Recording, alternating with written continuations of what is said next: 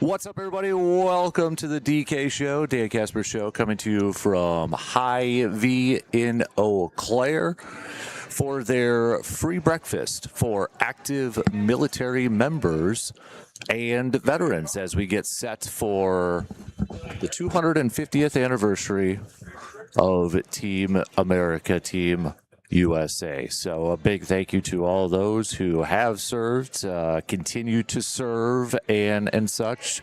But if you got some time this morning, hang out with us here at Hy-Vee. They just opened up the breakfast and such. So if you want to stop by, if you are again an active military member or a someone who has served, a veteran, come by and get your free breakfast. They usually do this around Veterans Day and such, but they're doing it for the 250th anniversary of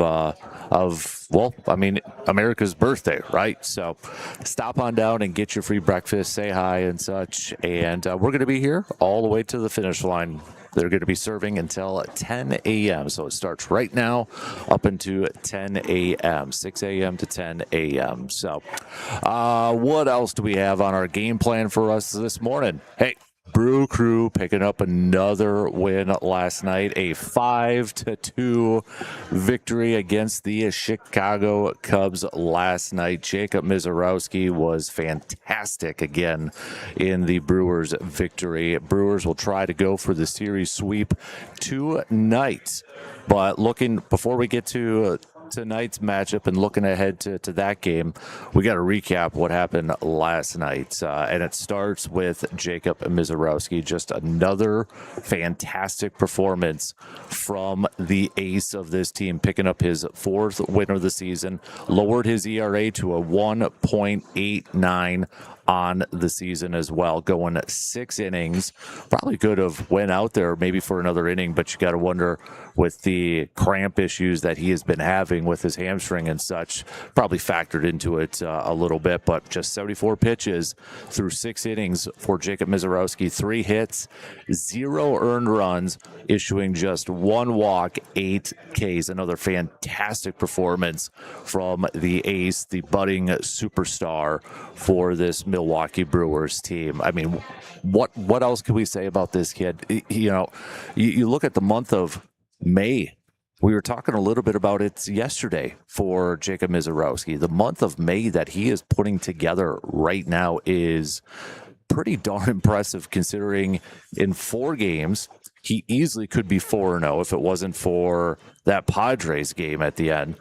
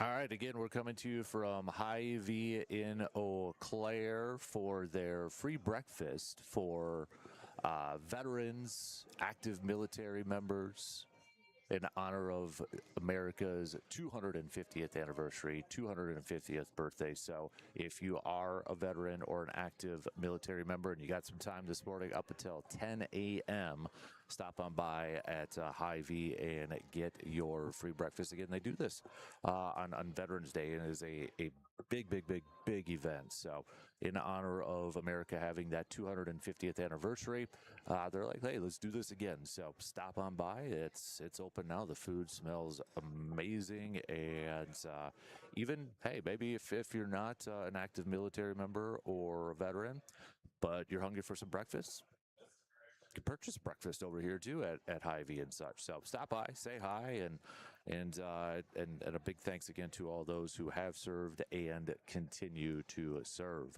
Let's talk some Brewers as we've got the leadoff this morning. Brew Crew. Another victory against the Chicago Cubs last night, a 5-2 victory for the Cubs. Obviously, the story is Jacob Misiorowski with another fantastic performance from him last night. We'll get to him again here in a second because we talked a little bit about him in the opener. But you look at the offense again last night, going up against Ben Brown. It was probably one of the few times that the Brewers in their short history going up against Ben Brown that they were very successful going up against him too. But the offense putting up 11 hits, getting out to an early lead, 1-0 after the first, 3-0 through 3, and every single starter in the game last night collected a hit except for Luis Rengifo.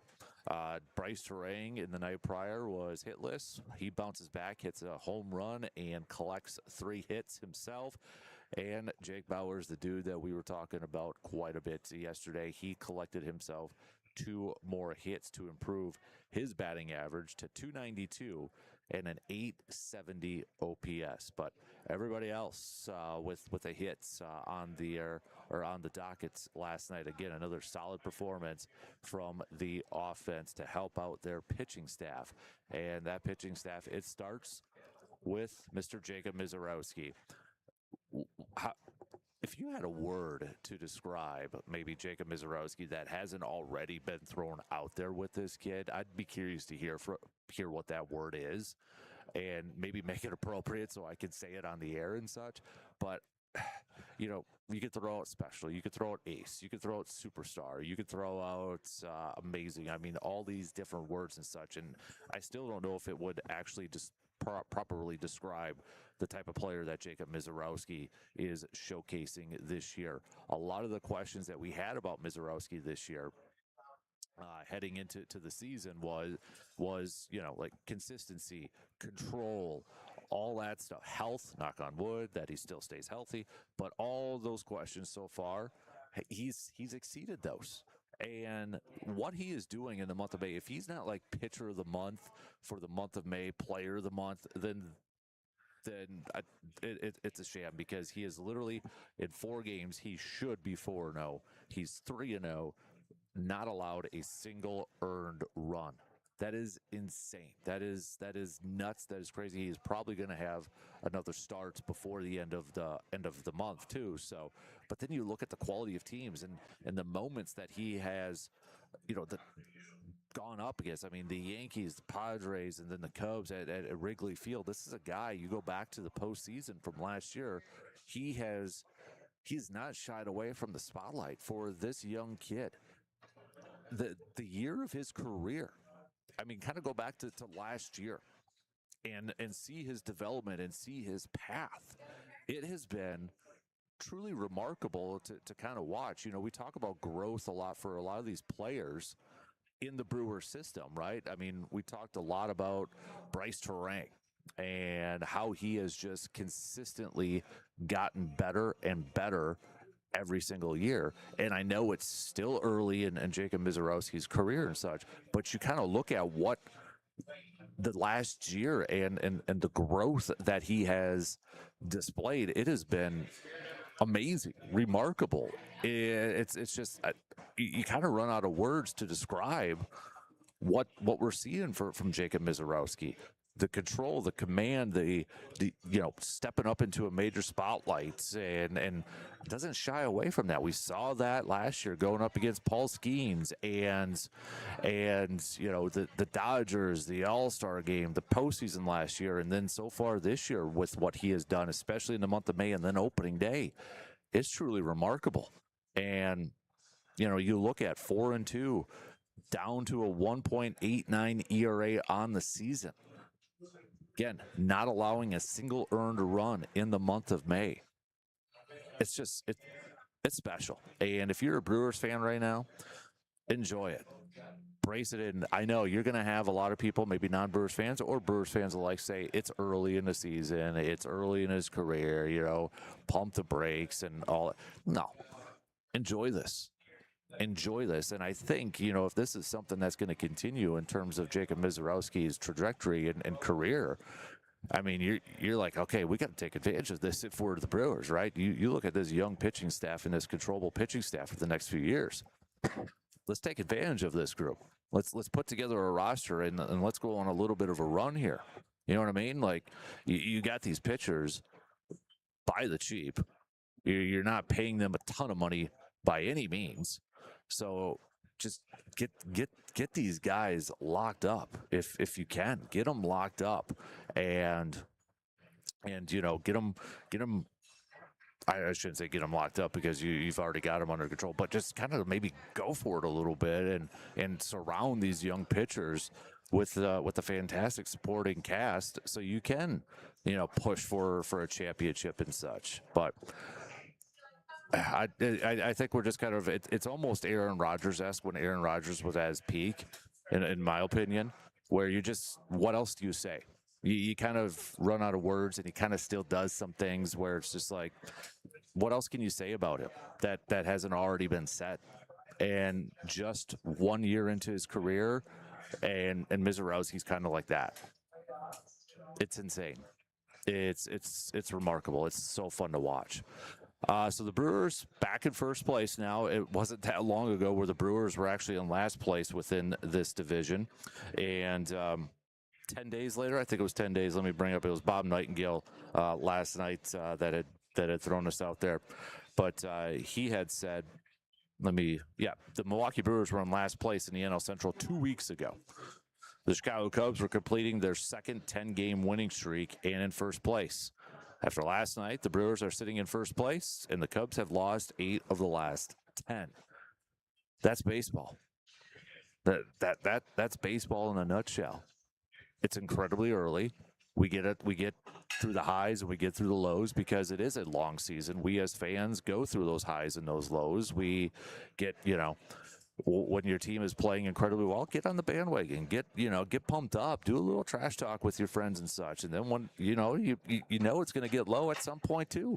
But that's baseball in a nutshell with how these last 2 weeks have shaped out. And you look at the NL Central, and we knew the NL Central was going to be a really tough division too. So it's not surprising. And honestly, this is going to be the way throughout the rest of the season. We're a couple weeks week or so into the second quarter of the season, you're going to see a lot of changes throughout the standings. I mean, Cubs will honestly probably be back in first place at some point. Brewers probably be back at first place. It's going to be a race between these two. And then you got the Cardinals just kind of waiting in the weeds there and in attack mode. They just won't go away. They're an annoying gnat. They're a mosquito in the summertime at dusk that just won't go away and won't leave you alone in that. So don't overlook the Cardinals at this point, with them just kind of right there and ready to attack and on the prowl. So it's going to be a long summer. It's going to be a long summer watching these two teams, these three teams, or this whole division kind of go back and forth and battle it out for the top spot in the NL Central. And again, right now, I know it's early, but wouldn't be surprised if 3 teams from the NL Central probably go to the playoffs like we saw last year with the Reds, Brewers, and Cubs. It's sure setting up that way. So let's take a look at tonight's matchup in the series finale, getaway day here Cubs probably want the Brewers to get out of Dodge here as soon as possible. But we've got Kyle Harrison's going to be on the mound tonight for the Brew Crew. And again, this is another young pitcher who has impressed so much this year. And you got a couple of Cubs players who have a little bit of experience. Bregman's got 3 career at bats against him. Hap 1 and such. So a little bit of an unknown for this Cubs lineup going up against a lefty who is 4-1 and 2.09 ERA so far this year. On the flip side, you got Cabrera, who is 3-1 this year with a 4.06 ERA for the Chicago Cubbies. And you got a little bit more experience with this Brewers lineup going up against him. Contreras in 10 career at-bats is hitting 300 and a 700 OPS. Terang, 7 career at-bats, just 143 and a 286 OPS. Yelich, 7 career at-bats, 143, 286, same thing as Terang. Vaughn's got 3 career at-bats, but he does have a homer against him. Frelick, 6 career at-bats, 167, 619. So it's kind of interesting to see the lefties going up against Cabrera, who's a right-handed pitcher, kind of struggling here a little bit in terms of some of those numbers. But again, Brewers have a little bit more experience going up against Edward Cabrera tonight. And when you look at what he has done lately, he's coming off of a no decision against the White Sox back on the 15th, where he went 4 2/3. Gave up 3 earned runs, 3 walks, 2 strikeouts, 3 hits. The start prior to that was a loss against Texas back on the 9th, where he gave up 7 hits, 5 earned runs, 6 strikeouts. And then the game before that, Cincinnati, a no decision, but he gave up 9 hits in 6 innings, 3 earned runs, a couple of walks, and 8 strikeouts. So, I mean, if we just kind of look at what he has done lately here, maybe this Brewers offense can continue to be in attack mode, because in the month of May, in these 3 games, he's got a 6.32 ERA. And he's given up 19 hits, 11 earned runs, and he's issued 6 walks, which is, when you look at what he did in April, he was 2-0 with a 3.68 ERA in 5 games started. So struggling a little bit here in the month of May. Maybe this is an opportunity for the Brewers offense to kind of continue to be in attack mode and go after him and put up some early run support, put up some runs, or put up some hits on him, and give Kyle Harrison some breathing room in this series finale. What's your prediction for tonight? You can hit me up with a quick text on that Shoe Doctors bullpen line or on the Section 105 chat on YouTube. We'll take a quick break. We're going to talk more about Kyle Harrison, though, and just the season that he has had so far for the Brew Crew. So we'll take a quick break. Back with plenty more coming up after these few words.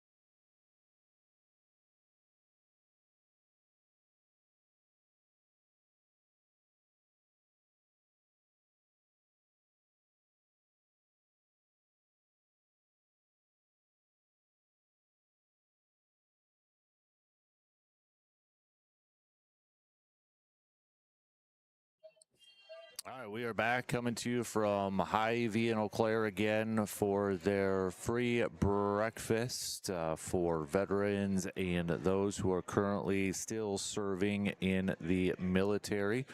If you are a active military member or a veteran, and you got some time here this morning, stop by and get your free breakfast courtesy from Hy-Vee in honor of the 250th anniversary for Team America, Team USA. To those of you who have served or continue to serve, a big thank you.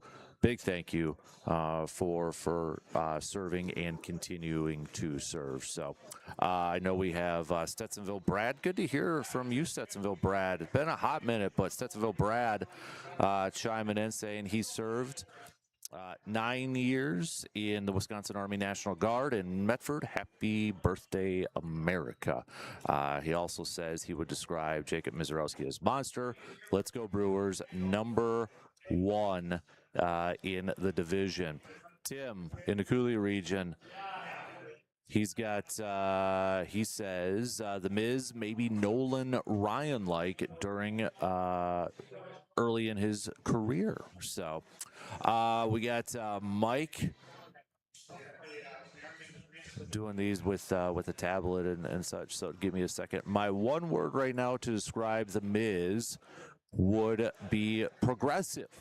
Game by game, inning by inning, pitch by pitch, it just looks like he is getting better. Last night, he walks the first batter of the game and throws 21 pitches in that first inning, finishes the game at 6 innings, pitched 8 strikeouts, that 1 walk, and only 76.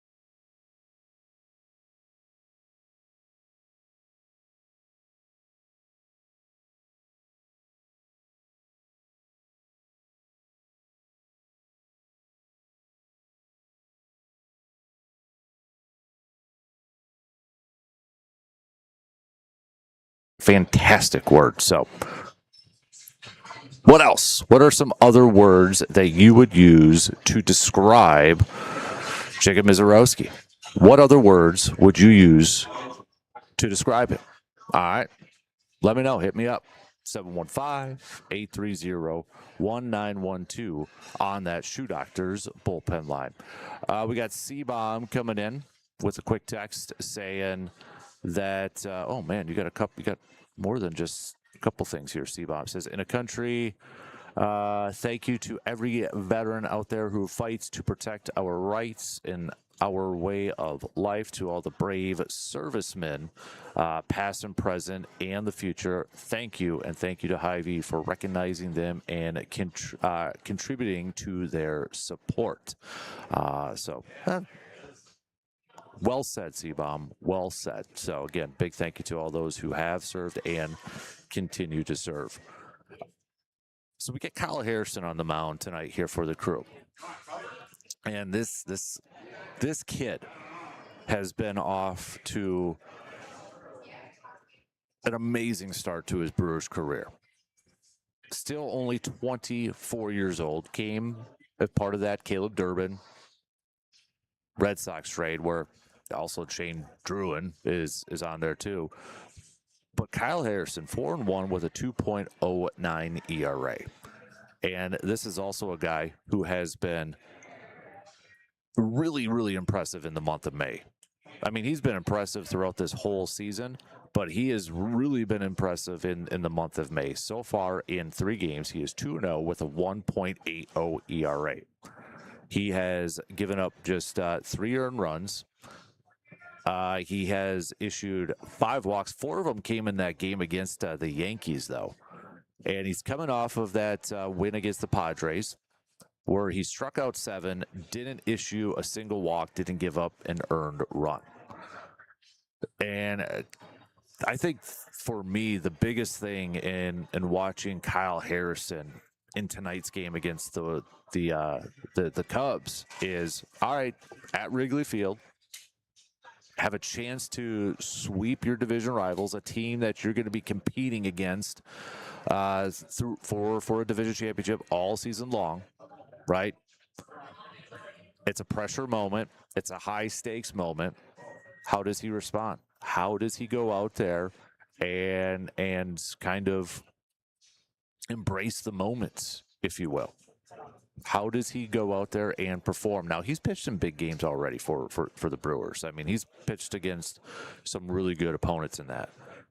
But with a chance to sweep the Cubbies, increase your lead for first place, there's going to be some pressure on him. You could say he's not thinking about it or does not really paying attention to any of that or whatever.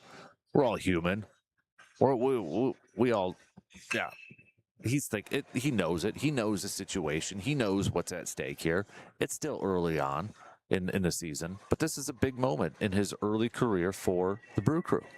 So I'm excited, and I'm curious to see how he handles this moment tonight going up against the Cubbies. And the Cubbies are going to come in and probably try to be a little aggressive. They're going to be desperate. They want to win this game. They don't want to be swept by the Brewers on their home field. So they're going to be coming in and probably a little bit more focused. How many times have we seen this with teams trying to avoid a sweep? They're going to be maybe just a skosh more dialed in. And if things go a little off the rails, go a little, not clean in the first inning or two, maybe has some command issues, how does he settle down and just kind of get back into the groove of things? And can that offense, this Brewers offense that has been putting up some run support here as of late, can they give Kyle Harrison some early run support in this game? Because if they can do that, if they're able to do that, that should settle down the youngster here for tonight's start. But I'm excited to see him and kind of continue this trend. And I am I wrong? Since it is a Wednesday and it's Mike Star Market, am I wrong? Am I wrong for thinking that Kyle Harrison right now is the second best starting pitcher on the Milwaukee Brewers? You could throw Brandon Woodruff in there. You could throw Logan Henderson in there. You got Brandon Sprode and such. But I don't think I'm wrong by proclaiming that this youngster in his first year with the Brewers is right now the second best starting pitcher for the Crew. I think this duo that they've got with him and Mizorowski, and the fact that Harrison is also a left-handed pitcher too, I think it is a lethal duo that the Brewers are going to have for the next few years. I can't wait to watch these guys, and I hope they're on the Brewers for the next few years, for the foreseeable future, because as long as these guys stay healthy, and as long as these, and the thing is, they're so young and inexperienced yet that they could still get better, right? They can still get better. They can still develop. They can still, be maybe a little bit more consistent, maybe even more dominant, as weird as that says, or as like mind-boggling as that is, they could still continue to grow and be better. And that's the exciting thing about both Harrison and Mizorowski going forward, is that these guys, sky's the limit. The talent is there. We've seen it. We know it. Can they reach it? I think they're in a great spot, in a great position, in a great organization to be able to do that. Chris Hook, we talked a lot about Chris Hook yesterday and how this Brewers franchise and this organization develops pitchers. To have Chris Hook mentoring guys like Mizorowski and Kyle Harrison and Brandon Sproat and these guys in the pen, the sky's the limit for these young pitchers. And that's why, if you're a Brewers fan, you should be incredibly pumped, incredibly excited for what's to come. Not only for this year, but for next year, the year after that, and the next couple of years. Throw in Logan Henderson, throw in Coleman Crow, throw in all those guys. This is going to be a fun pitching group for a long time here for the Brewers, assuming they keep them all, which I hope they do. All right, let's take our final break for the first hour here. Continue to hit us up, 715-830-1912, or on the Section 105 chat room. You can join in on the convo over there. I'll have to bring that up and see if we got some of the comments in there and such. So, but we'll take a quick break. We'll wrap up the first hour, and we'll be back after these quick words.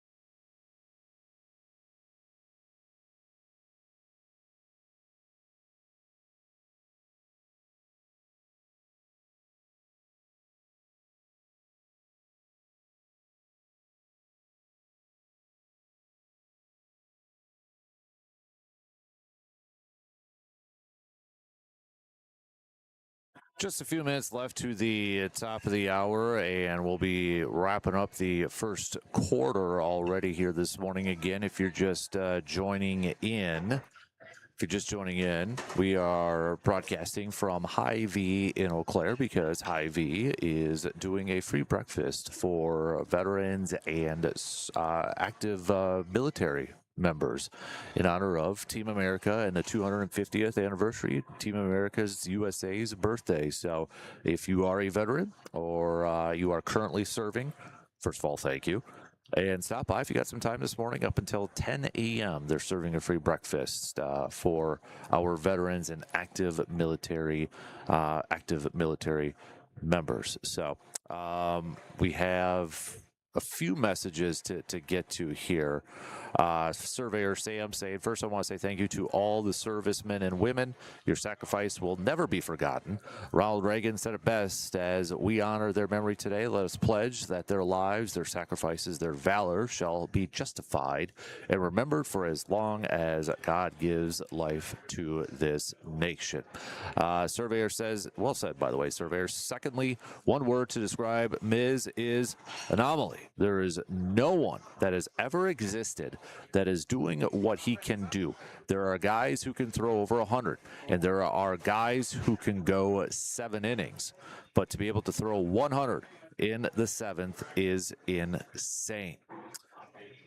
I'm going to give might be a little bit of a hot take question here right towards the top to give everybody a chance to yell at me and maybe ponder it here a little bit, but let me catch up on some other messages here. Pete says Miz gives off Forrest Gumpish vibes. Gump keeps running and doesn't get tired, while Miz keeps throwing gas and doesn't get tired. I like it. I like that one. C-Bomb says lit, as the kids would say. The Miz is lit. When he's on the bump, he is plain saucy, and it is fun to watch. We are watching an all-time great bloom in front of us. Don't take for granted what we are getting to witness here. We've got Heck on our Section 105 chat. It is a Roadcaster, so first time using it, so hopefully everything, we've got some kinks in and such, still trying to work it out and that, but hopefully everything kind of sounds good and such. But it is a Roadcaster. So shout out to Hy-Vee for giving back to the military community on behalf of this veteran. Thank you very much. And thank you to Mr. Matthew Heck, because it'll be 25 years of service this August for Matt. So a thank you to Matt for that. We do have what? Okay, now I'm getting sidetracked by a resident Cubs fan. Says Miz is pain in the behind. That's how he would describe it. Says future Yankee, Dodger, or Cubby. That's how I would describe him. Funny. But I don't know what you're talking about with your bacon and eggs text. So Rando from Chippewa Falls says thank you to all the future, current, and previous military. You keep us safe, and no way to thank you enough. Exactly right, Rando. So thank you for that. So Chadwick, please stop. That hurt my ears hearing DK trying to read that. That is from Surveyor. So yeah, come on, C-Bomb, Chadwick, C-Bomb. Well, I mean, Surveyor, I think C-Bomb, Chadwick, C-Bomb was hanging out at soccer all weekend, so he probably picked up some lingo from some young soccer players out there on the field and that. So, but all right, hey, we only got a few minutes left to the top of the hour. Continue to send me how you would describe Jacob Misiorowski. What is one word that you would use to describe Jacob Misiorowski that hasn't already kind of been said, or is, not something different besides amazing, great, wow, that sort of thing? Come up, be creative with this one. All right, be creative with this. Have a little fun. Make it appropriate too. Okay, I want to hear from you. Good ones. And if you got a good one, maybe I'll throw some teas in for a giveaway. Let's do another participation thing here. We got Rando and Tim from the Cooley region. They were our participation award winners from yesterday. So let's see if we can get some more winners here today. I'm going to throw out a hot take. I'm going to throw out a bold take. Ready for this? And don't jump on my back. I'm just going to throw it out there. Okay, I'm just going to throw it out there. Try not to be a homer. Try to be a realist, and don't yell at me for being all hot takey. I'm not. I'm just going to throw out a question. Okay? For the next 5 years, who do you want? Jacob Mizorowski or Paul Skeens? I went there, and I know Paul Skeens has a little bit more sample size. Got the Cy Young and such. I get it. I totally understand it. Who would you rather have for the next 5 years? Pick your team. You can insert them on the Brewers. You can insert them on the. I don't care what team. Okay, let's assume that each guy is going to get enough run support. But if you had to have a 5-year window starting today, right now, who would you rather have? Paul Skeens or Jacob Mizorowski? Is Jacob Mizorowski a top 5 starting pitcher in Major League Baseball right now? Those are 2 questions I want to throw out to you. Would you put him in the top 5? Not just National League, but in Major League Baseball. You could throw in Skubal. You could throw in, and I know Skubal's hurt, but let's assume everybody's healthy. Okay? Let's assume everybody's healthy for this question. Skubal, Skeens, Max Fried, who else do you want to put in that top 5? Who would you rather have for the next 5 years? Let me know. Okay, let me know. Where are we at for shotgun or shot clock? Shot clock is going to cut me off here. It's a little bit of a delay here. It looks like about 30 seconds or so. So, all right. Hour number 1, quarter number 1 is in the books. Plenty more to get to, though, as we continue our baseball talk and some Brewers chat here. So hit us up. We got a few texts already coming in for that question. I want to hear from you. All right, 715-830-1912, or join in on the Section 105 chat room. We'll take a quick break. We've got some news updates, and we'll be back to hear what you have to say coming up after these really quick words.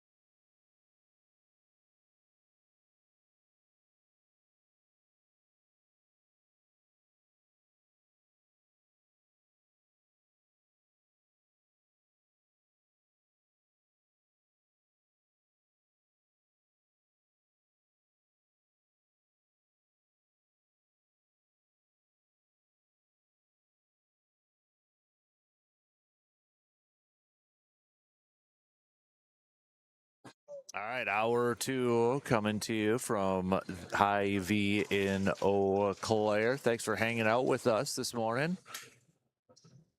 No matter where you're listening to us from or how you're listening to us, you've got those radio dials 105.1 FM, 790 AM. You can stream us up online at sportstalk1051.com. Got your Alexa devices, your smart speakers. You got the app, download it, take it on the go. And the video stream up and rolling on YouTube as well, Man Cave TV.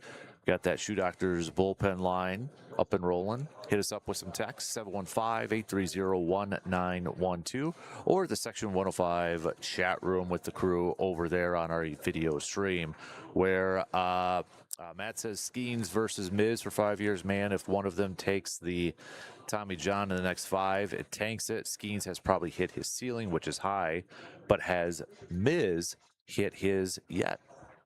That's a good question. That's a good question.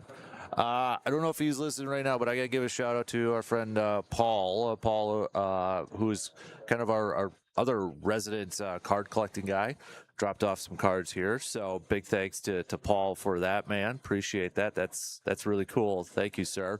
Kiddo's going to be happy with a few of these. You're gonna make his day. So big thanks to Paul, and hopefully, Paul, if you're listening, make sure you're tuning in next hour when we talk to Ty from Slab Factory, because Ty pulled that rare Tom Brady card that's on Fanatics auction right now. So we're going to talk to Ty about that in about an hour, maybe a little under an hour from now. But a huge thanks to Paul for dropping these off. So, of course, we've got a little C-Bomb and Surveyor Sam back and forth. C-Bomb saying, Surveyor, just because you have become a fossil with Wi-Fi doesn't mean the rest of us have to sit back with you. The Miz is all the lit, saucy Missouri to Milwaukee machine. Okay, that was... I don't know what that was, C-Bomb. Brandon's mom says, want Ms. Kid, and yes, top 5. Rando from Chippewa Falls says, one word I would say about Miz is zenith. Represents the absolute peak or the highest point of awesomeness. Wow, you guys are coming with some really good words to describe Jacob Mizorowski. Nice. That zenith, that might be one of my favorite ones. Eli says he'd pick Miz because Paul doesn't throw gas. Well, I mean, Paul Skeens throws gas. He probably just doesn't do it as maybe high and as Miz. I mean, Skeens still tops 100 miles an hour and such, but Miz a little bit higher in that too. So keep those coming. Keep your would you in the next 5 years? You can just kind of a fun little conversation.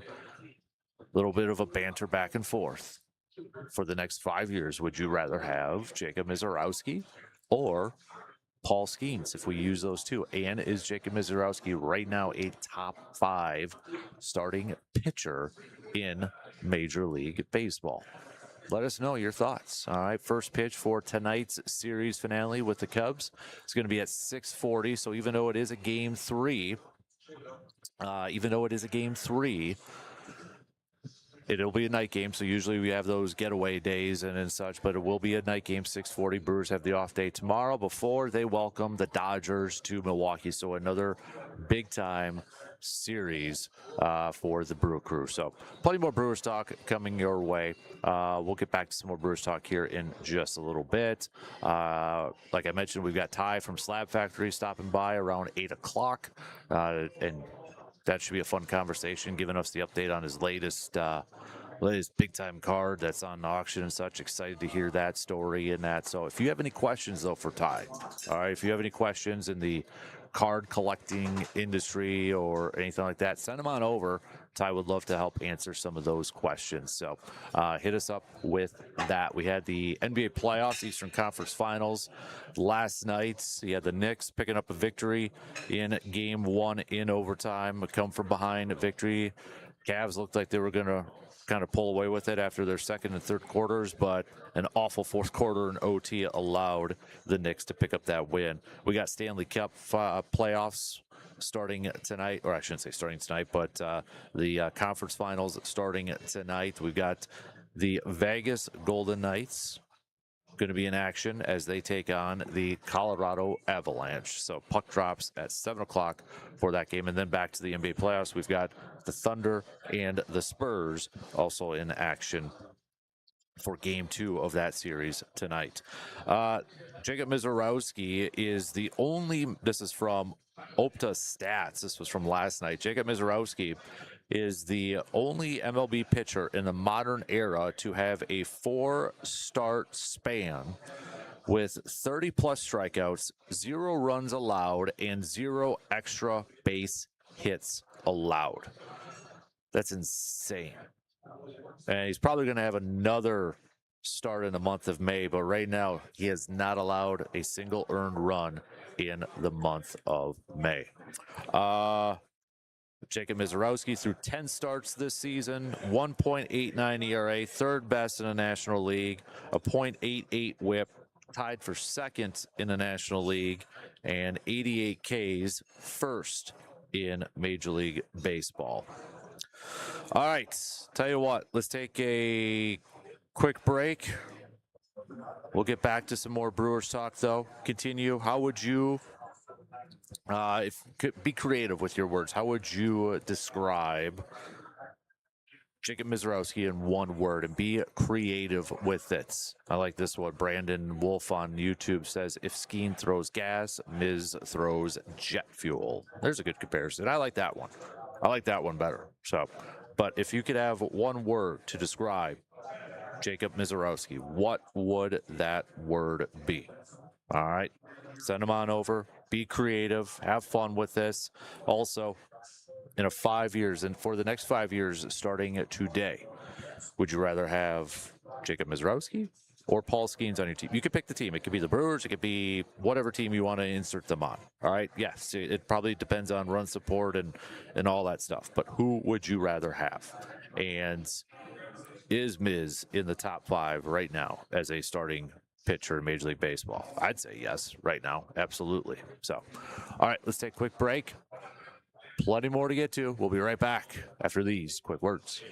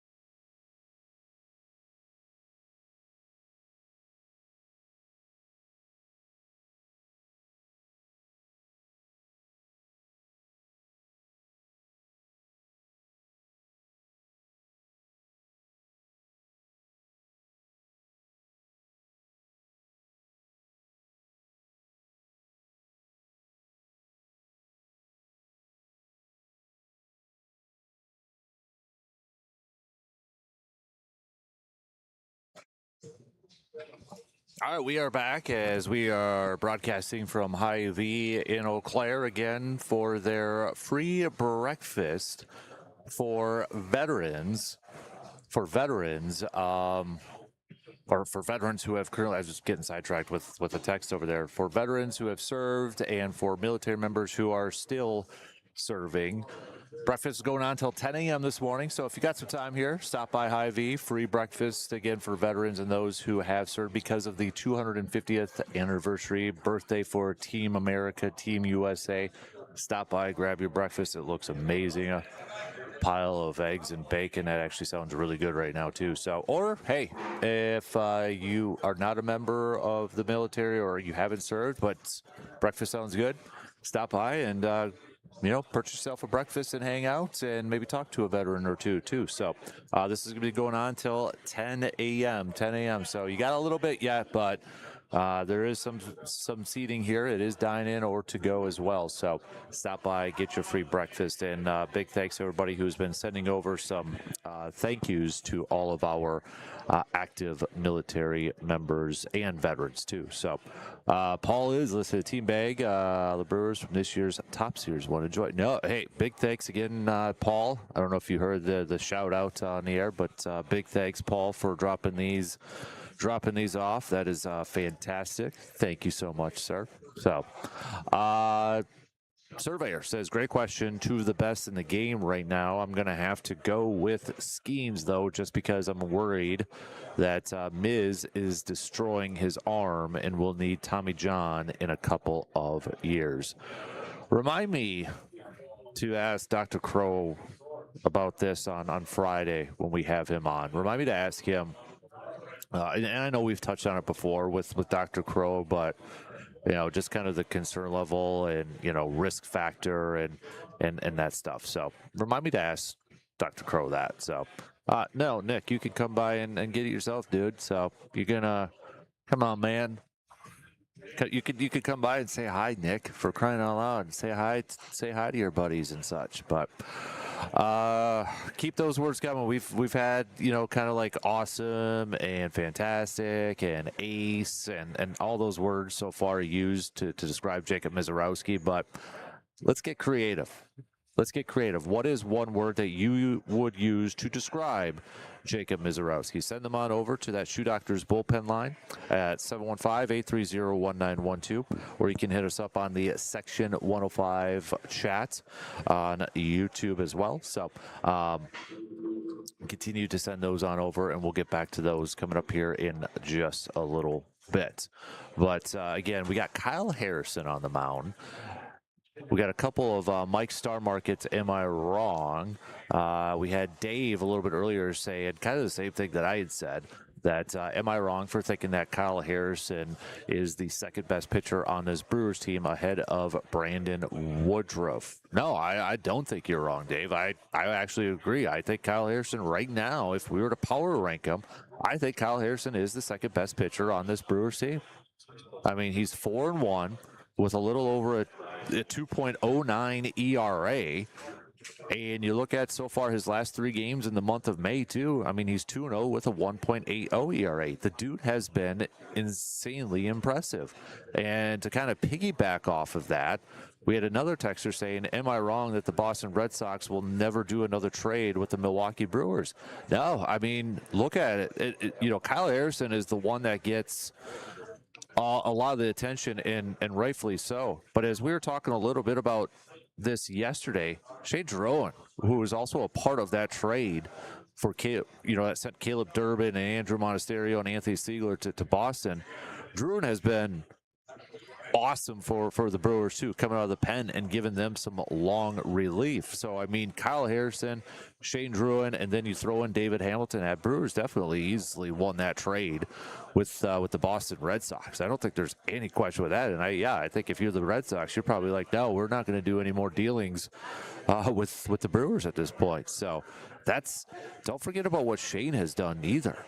I mean, this guy is just, he's been off to a really good start here too. So what these two newcomers, what Matt Arnold has done this offseason to kind of regroup or retool, maybe that's the best word, retool this pitching staff, whether it was starters or bullpen guys, has been pretty impressive. Now I know Zerpa, he's done for the season with that Tommy John surgery. That was one of the moves that was made in the offseason and such. But you look at Shane, you look at Kyle Harrison, you look at Brandon Sproat, you look at those three newcomers, and they went with the youth movement, and so far, they're working really well. You can't deny it. You can't argue against it.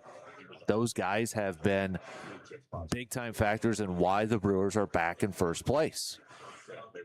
It's because of this pitching staff. And the offense has been getting it done. They've been getting it done in some unconventional ways, considering it is 2026, right? They're manufacturing runs, they're scoring runs, they're putting pressure on opposing defenses. They're getting it done. They're getting the job done right now.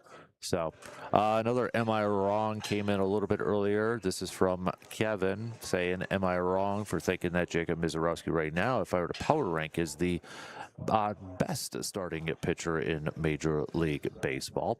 Another texter with Mizorowski saying, am I wrong for already saying Jacob Mizorowski is the best starting pitcher in Brewers history? That came from Eric on our texting line. And then another texter saying, am I wrong to think that Jacob Mizorowski is going to have Tommy John surgery by this time next year? I hope you're wrong with that one.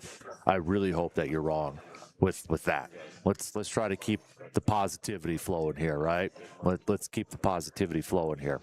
On the flip side, the Brewers again will be going up against Edward Cabrera from the Chicago Cubs, and you kind of look at Cabrera. I think this is an opportunity for this Brewers offense to tack on some hits, to tack on some more runs. You look at his last 3 games, he's given up multiple runs. He's coming off of a no decision against the White Sox, 3 earned runs, Texas Rangers, 5 earned runs, Cincinnati, 3 earned runs. So hopefully this is something that the Brewers offense, he is 3-1 with a 4.06 ERA, but as of late here, he has given up some hits and he has given up some runs here. And, Jake Bauers, the dude that we were talking about yesterday, getting another start, and he's making it even more difficult for this Brewers team to keep him out of the lineup, because he collected a couple of hits again last night. You got to keep the man in the lineup.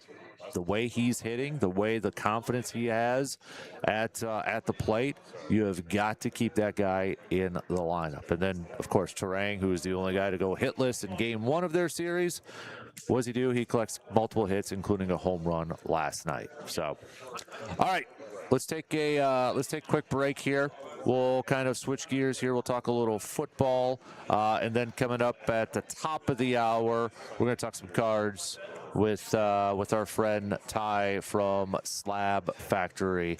Excited to chat with Ty. Let me bring up what his.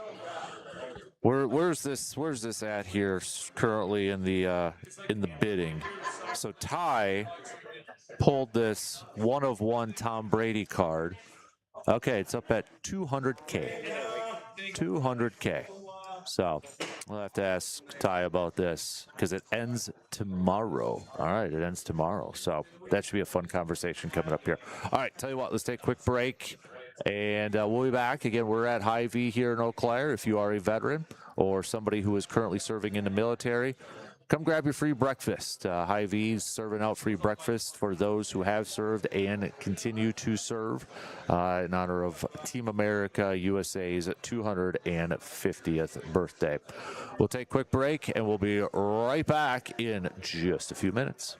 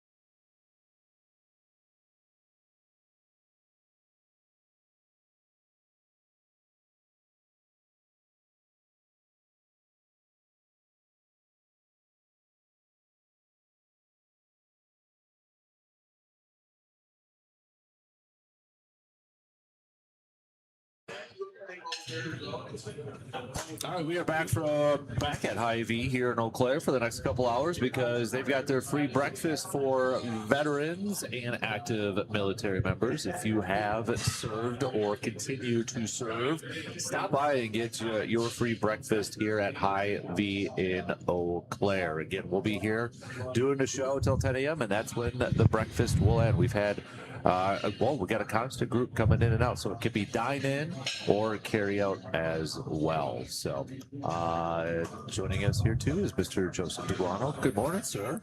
How are you? I'm doing good, dude. How are you? It's been a couple of weeks since we've had a chance. You were off last Wednesday. I believe you were in Minnesota. Field trip.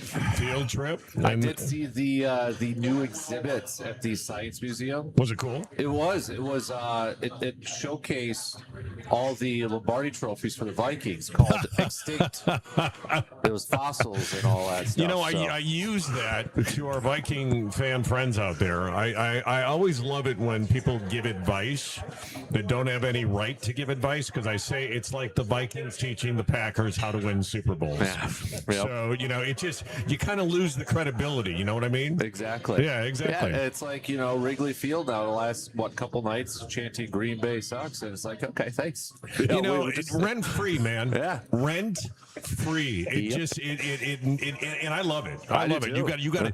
You've got a crosstown rival game going on, and they break out into Green Bay sucks. That is living rent-free. Yep. I love it, and I love that the Brewers the other day said this wins for the beautiful city of Green Bay. So it's a good rivalry. The Bucks, Packers, Brewers social. Mm-hmm. I think it's best it's ever been. Oh yeah.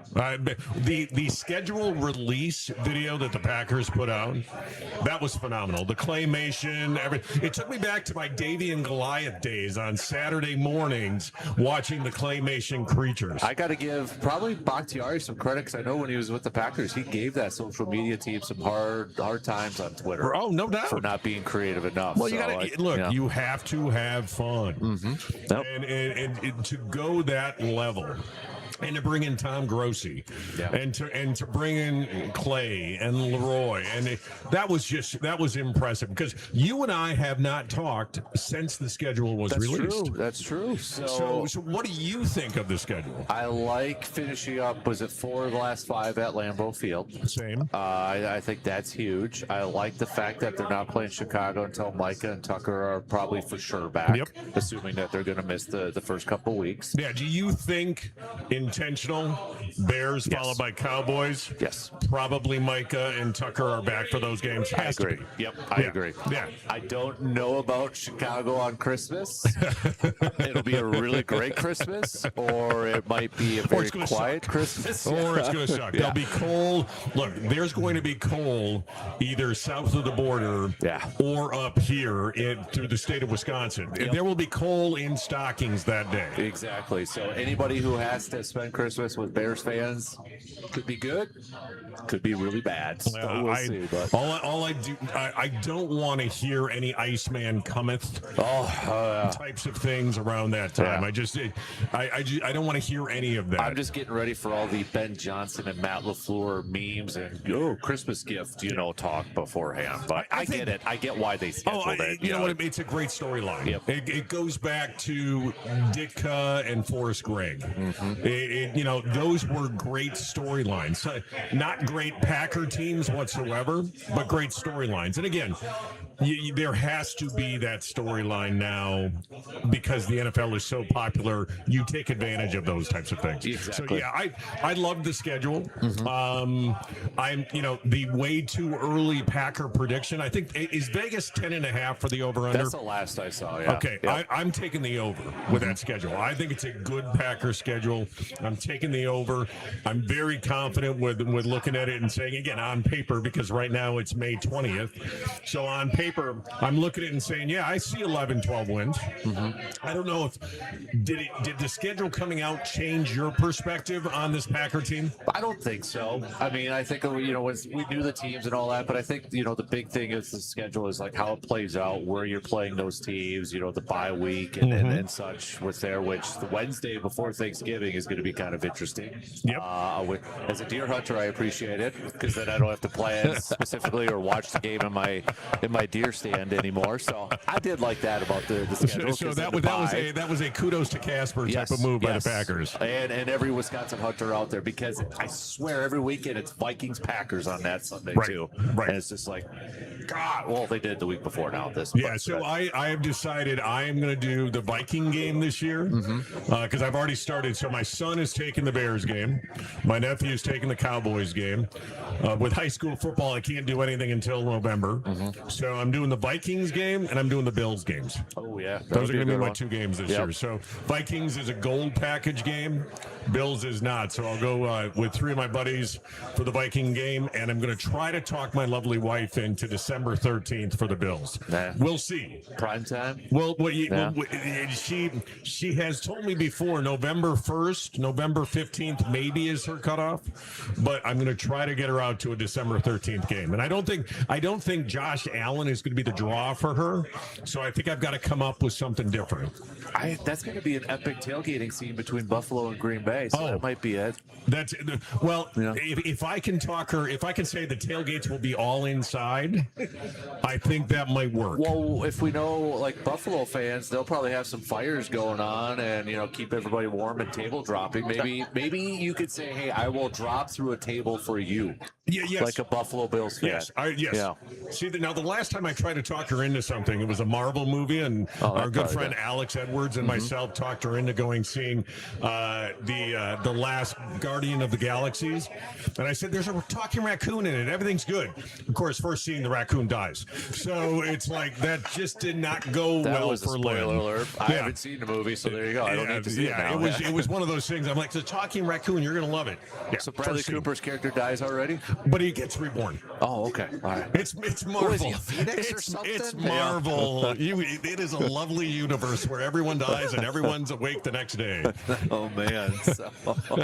Wow, that's awesome. So are you excited now that the schedule's out? Yeah. I think you look at it, you see it on we have that okay, now it's almost football season sort of thing. It's official. It's there. We have something to look forward to. And I think I know a lot of people. The thing to me that was curious, the two Thursday games in the first couple months. Yes. That to me was a little like, I don't know if I like that part. It's almost like they've got a couple of mini buys. Yeah. And I don't know if I like that as well either. Rhythm is important. Yep.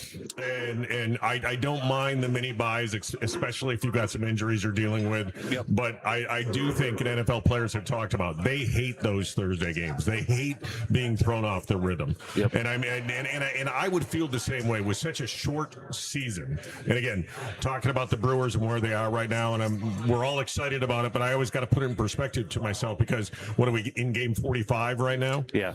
So it's with NFL, it's just such a short season that you really, I think rhythm is important. So I agree with you. I think that's one of those where I say, is that going to throw them off a rhythm as they're going through this season? So they do not get the international game, right? Which I know there was some talk about maybe going with the Saints and such, but with the latest rules and now kind of going on, it seems to be set up that we may be getting almost 16 at this point or something. But I think it's at 10, and you don't like it. Now, as a season ticket holder, I mean, it could factor into to that for Green Bay, right? 100%. Look, here's the thing. I understand the economics of the game. I understand expansion. I understand that this is good for the sport. The money coming in helps the get more money from the networks, which is spread out now evenly, of course, amongst 32 teams. So I get it. I get the economics of the game. I don't like the fact that rivalries are no longer going to be protected. Yeah. That's what I don't like. I don't mind the international games. I get it. A lot of money comes in, but a Chicago Green Bay game. Now, unless it's in Ireland, which Okay, that makes some sense to me, sitting in a pub in Ireland getting ready for the Bears and Packers. But, sitting in San Salvador for the Bears and Packer game just doesn't feel right to me. Yeah, and I think the big thing, too, is that they're taking away teams from protecting some games, which a lot of teams protected Packer games because they draw a lot of those fans to come to town. So that changes a lot of things here. So let me ask you, we're talking Bears, Packers, we're talking the international games, we're talking rivalries and the storyline. If the Bears move to Indiana, is the storyline different for you? I don't think it does. Okay. And maybe I'm in the minority on that because my mind instantly goes to, well, the Jets aren't in New York. Right. I think of that sort of stuff. That makes sense. And I remember as a kid watching Cowboys games on Fox, and they'd say Irving, Texas. I'm like, what? What? That didn't make, my mind didn't grasp that at like 9 years old or whatever. So I think knowing that probably influences my mindset a little bit. So flip it over. If you were a Bears fan, if you were a lifelong Chicagoan, how are you feeling about the Gary, Indiana Bears? Probably not great. Yeah. It'd be like if, I don't know, Green Bay moved to southern or northern Illinois or to the UP, west here a little bit. Just went a little bit over the border, and now they're in Marinette, Michigan. I think then my goal of annexing the UP would come to fruition. Or Menominee, Michigan. Sorry, Menominee, Michigan. Yeah. I think I always thought, why can't we take over the UP? I think that at that point we probably would. Yes, I would agree with you. I travel up to the UP a lot, and when I announce when I'm in meetings and say I'm a Packer fan, usually it's met with a warm reception. Yeah. So usually it is. Matter of fact, real quick, Northern Michigan, of course, is green and yellow. Okay, that's what I was going to ask. Yeah, they're green and yellow. Coach Janis, who was over at UW Lacrosse, is now the head coach over there. He's a good friend of mine, and one of my kids over at Eau Claire Memorial, who happens to be a Bears fan, got offered a scholarship and is going to play for Janis over there. And I told him he looks really good in green and yellow right now. So, which doesn't sit well with a Bears fan, but that's okay. But yeah, I think if it did move over to Menominee, Michigan, I think Packer fans would be salty.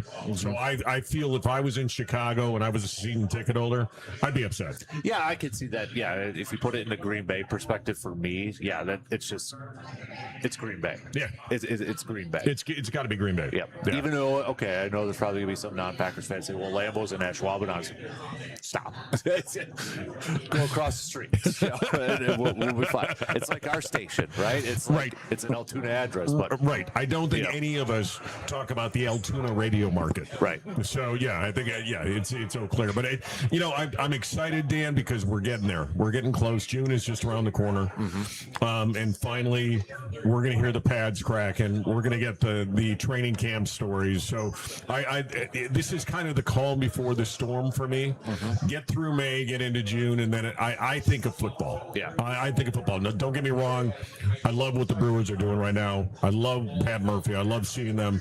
But come June, it is football season, so I'm ready. I don't know if you saw the picture, and I don't know the whole story, but apparently Joe Thomas was hanging out with the Packers yesterday, wearing some Packer swag too. Yeah, I would love, you and I have talked about LaFleur and his staff. I would love to have a former player as a senior advisor. Someone who's been out there and has done the battles and been to the war and done everything that these players are going through mentally. I would love to have someone not that far removed from the game. I go back. I think that's why Kevin Green was so good. I think as a coach, he wasn't that far removed from the game at that time. And when you've got that perspective, I think it only helps. I think it goes back to the quarterback room of the Green Bay Packers this year. Having an experienced backup quarterback in that quarterback room behind Jordan Love, I think the time was right. I think that move is probably the more underrated moves that Goody has made this offseason, because I think it's critical to be able to bounce things off of someone who's seen the game in their eyes. And that's another that we haven't talked about since we last saw each other, is Tyrod Taylor. Yep. I like the move, and I think that says a lot about Desmond Ridder, though, too. Right. This is a guy that has some starting experience with Atlanta, and now he's jumping around. Packers electing to bring in a Tyrod Taylor over I think that says a lot about what maybe Desmond Ritter's status is at this point. But having Tyrod Taylor there, that veteran presence, I think is going to be huge for Jordan Love this year. I do too. I think his development. I think you look at the quarterback rooms that Favre had. You look not so much with Rodgers, but Favre had some good quarterback rooms. He really did, and I think that quarterback room is so critically important. And when you get to that point, when your starting quarterback is at Jordan Love's point where they feel he is, where we no longer need to have the young guy pushing him. We need the veteran now to calm him down, to help him see the things that he's seeing from the sideline. So great move by Goody. And I still think he's got another move up his sleeve. I think there's still a position that he might look to fortify. Is there a position on the top of your mind? I still say if you give me a cornerback right now that's got some experience, you give me a D lineman, maybe an outside pass rusher that could be a specialized pass rusher. I'd be good with any one of those types of positions. I think again, the post-June 2nd cuts coming up. It's a time to start looking at bargain shopping. Yep. And I think Goody is going to make one more move before he goes into camp. Yeah, good stuff. Appreciate you stopping by, man. You know what? It's always good to see you in person. Yeah. I love doing the phone stuff, but I love seeing you in person. I love hearing the stories about you and Huts. I love what you're doing here at Hy-Vee. And Dan, again, I think this community is very thankful that we have someone like you in that seat. So very appreciative. Well, no, thank you for the kind words. That was nice of you. Appreciate it. Oh, of course. You know what? There's a lot of scotch and whiskey around us. It's a little bit too early, but, I'm getting a little thirsty. I'm just saying, the movie, Michael Keaton, want a beer? 7 o'clock in the morning. Scotch? Scotch. All right, thanks, buddy. All right, take care. We got to take a quick break. We'll be back to wrap up the second hour after these quick words. All right.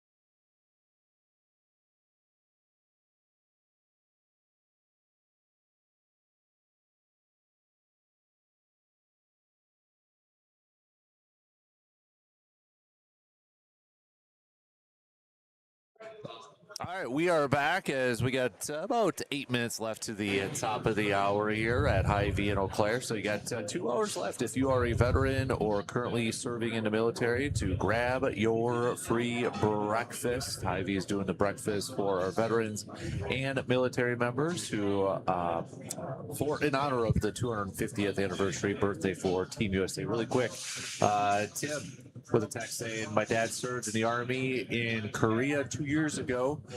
Dorchester, Wisconsin. Shout out Dorchester. Spent a lot of time playing ball in Dorchester. Dedicated its Veterans Memorial and was honored to take my dad there for the dedication as his name is on the memorial. It was hard not to get emotional and feel patriotic at the same time when you see your 84-year-old dad stand and salute while the national anthem is played. Thank you to all who have served and are currently serving. Thank you, Tim, for sharing that. That's awesome. Joining us is the man of the nation, the card collecting nation right now is Ty from Slab Factory. Well, since last I talked to you, some things have happened and been out there. How's life been for you right now, dude? It's good. Yeah. Context is important, right? Yeah, exactly. Yeah, So, no, do you want me to? You go right ahead. I mean, yeah, so okay. you are the guy that, well, you got a 101 Tom Brady autographed card. Yeah. And it's up for auction right now. Yes. And it's worth a lot. It's worth a lot. It's worth a lot. So, I've seen the news. It's on Fanatics auction right now. So let's just take it step by step. When you open that, because it was last pack.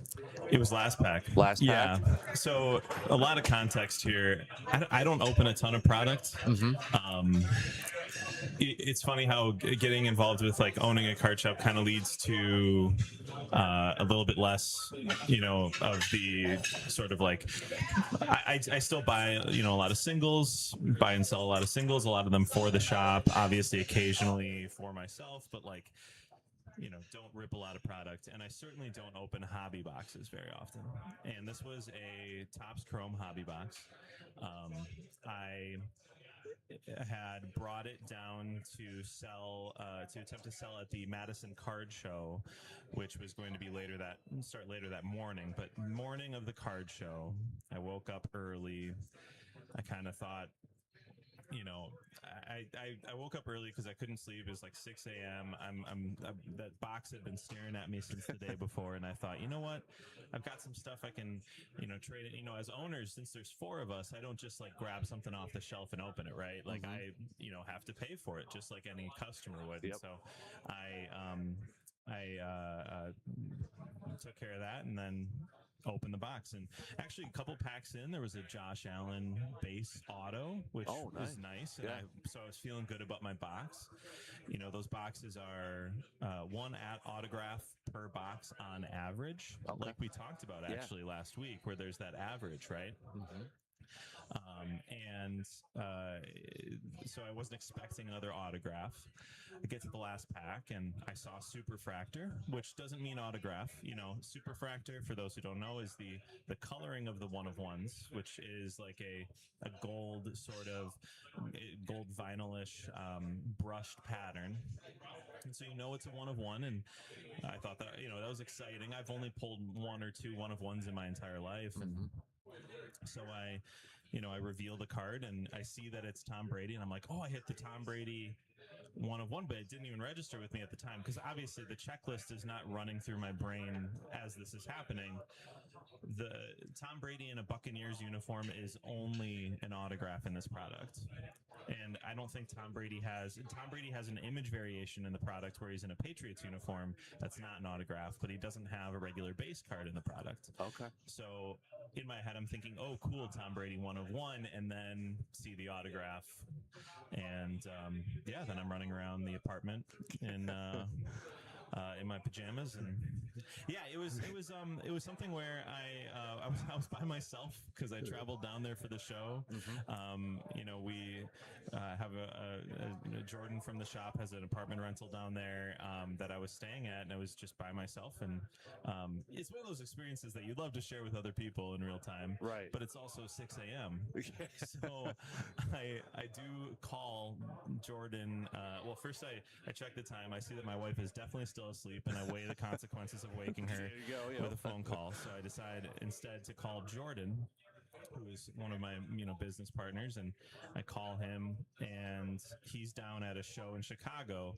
I'm certainly sleeping, but I didn't care about the consequences of waking Right. Jordan up. So I called him. He did not pick up. I called my other buddy who was down there, who was helping with the show with Jordan. I call him. I'm like, wake Jordan's butt up, like, and I sent him a picture. He responds. He's like, "What is that?" I said, "It's my card." And he said, "No, really, whose is that?" And he said, I said, "It's my card." So, yeah, and the rest is history. The guys were obviously excited. The process after that was really interesting. Happy to get into that too, but it's at auction with Fanatics, it's one of those once in a lifetime things for a collector. You don't really expect it to happen to you, Right. and I certainly don't open enough product for me to expect that to happen to me at any given time. But it was pretty unreal. Yeah. Well, let's kind of talk a little bit more about that. I know we're coming up at the top of the hour here, so we'll kind of dive into that. And if you have any questions just for card collecting in general for Ty to answer, please send those on over to. You can text them on that Shoe Doctor's bullpen line at 715-830-1912, or you can hang out in the section 105 chat room here too. So, but yeah, we got lots of other card collecting stuff to hit up. Plus, Ty has dropped off a card to give away for today. So we are going to do a little trivia question with this one because it is a Randall Cobb rookie card. We were just talking a little Packers there. So the question today, peeps, is, we'll make it simple. What college did Randall Cobb go to? I know. You know that one? All right, there you go. So, what college did Randall Cobb go to? You can text in your answers at 715-830-1912, and we'll have that up for the next couple of hours from here. So, all right, Shot Clock's going to cut us off. We're going to have some news updates, but plenty more with Ty from Slab Factory. Again, we are at High V here in Eau Claire for the breakfast for veterans and active military members. So that'll be going on for the next 2 hours. 10 o'clock is the cutoff day. And oh yeah, we already got a lot of people chiming in for that Randall Cobb rookie card. All right, we'll take a quick break and we'll be right back in just a couple minutes after these quick news updates.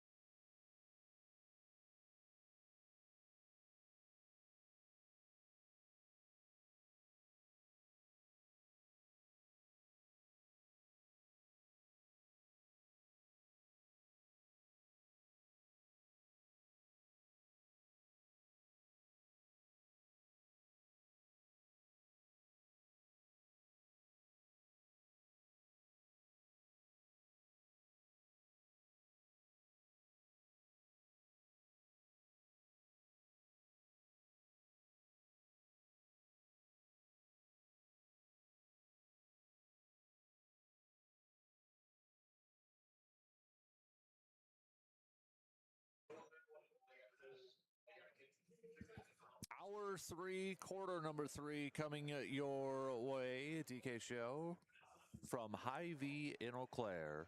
Why are we at Hy-Vee? Because it is free breakfast for veterans and military members who are still currently serving in honor of the 250th anniversary of Team America, Team USA. Hy-Vee given some free breakfast to veterans and active military members. So if you are still serving or you are a veteran, please stop by and grab your free breakfast, and a big thank you for your service. We'll get back to some more Brewers talk as we get set for Game 3. We got Kyle Harrison on the mound tonight for the Brew Crew. Jacob Mizorowski continues to impress. And since we've got Ty from Slab Factory here, I might as well just ask you right away. Jacob Mizorowski cards, with the way he continues to play, do you think they're going to go up in value? They've been on the way up. Yeah. And I'm not sure how much higher his ceiling is in terms of pitchers are tough. Paul Skeens sells super well. Obviously, Shohei does, but that's not Right. because he's a pitcher. Pitchers are an interesting market, but his market is certainly up quite a bit. And if he's in Cy Young talks toward the end of the year, then that's probably going to be the peak. Okay. And then obviously, if he wins, then that's the true peak. But read the tea leaves. The peak is usually for a guy like Mizorowski. It's like, is he going to win or is he not? And Right. if it's really tight, not a bad time to move your Mizorowskis if you're doing it for the sake of investment. But I mean, I'd like to. I'm holding on to some Mizorowski myself. Yeah. So for the Skeens question, does part of that because of his pop culture value with I think that helps. girlfriend and I all think that, I think dating Libby Dunn helps. Yeah, I think so. More ways than one, probably. Yeah, right. Yeah. Well, and I think for Paul Skeens, he was the first overall pick in his draft, right? Yeah. I believe he was. Yeah, and that certainly helps too. Draft pedigree is important. The fact that he was elevated pretty much immediately, barely spent any time in the minors, and he's also, this matters a lot for pitchers. He's built like a truck, and he looks like the kind of guy that can be healthy. Mizorowski has bulked up a lot, and he is a flamethrower. I think people worry about his health because he's getting off the mound last night because he's gassed after 6. Yeah. And that's not. I think that I like the honesty out of Mizorowski, and as a Brewers fan, I like that he's getting himself pulled out. Yep. But I think some people worry about injuries with pitchers. So the moment someone needs like Tommy John or something like that, their market takes a dip. All right, interesting. So let's go back to the Tom Brady. So the auction ends tomorrow, right? It does. So it's on Fanatics. So I haven't been sleeping. I'm wondering, how often are you refreshing? Did you have to step away a little bit? It's so funny. Like I early on when it was moving a lot, I was refreshing a lot. Yeah. My wife and I keep joking that we're just waiting for the next dopamine hit. But it's it certainly has been healthier for me to not be checking every hour. I check at the end of the day. I check when I wake up in the morning. And tomorrow will be hypothetically when things start moving again. The way these auctions work, they call it a dumbbell effect, which it's common in like any card that you have in an auction on eBay, much less something that's worth what this Brady is, right? That a lot of activity on the front end of the auction and a lot of activity on the back end of the auction, and not a lot going on in the middle. Kind of like a deadline Spurs action sort of thing. Yes. Yeah. So I talked to the Fanatics reps. They fully expect decent amount of movement, but hey, who knows? And we keep joking about it, but like, if it ended where it is today, it's life changing anyway. So, right. That's we're just lucky. I mean, the odds of that card being pulled is a lottery ticket. There's pack odds to that product, so it's 173,000 one in every 173,000 packs that you pull a Legends Superfractor auto in hobby. There's a 32 player checklist there, so it's 1 in 5.5 million odds of pulling the Brady. Any thought of keeping it? There was only the thought of keeping it in the sense that So keeping it wouldn't have made a lot of sense to me for a number of reasons. I did have like conversations with a local guy who, I'll leave nameless. He was interested in potentially trying to buy a percentage of the card and hold it Okay. with me as a co-owner of the card. I decided against that because I do think that product is as hot as it's going to be. Being the first Topps licensed football product since 2014, I believe. We talked about that hype. I think that's important.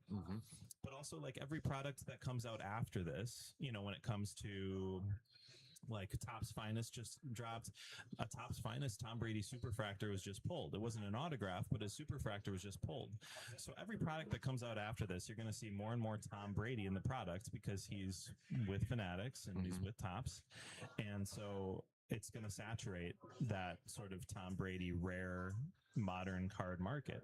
So I wanted to move it because I think now is one of the best times to do so. I'm sure that there's a time down the line that this card appreciates, and whoever buys it is buying it because they think the same thing, you know. But for me, I wanted it out of my hands too.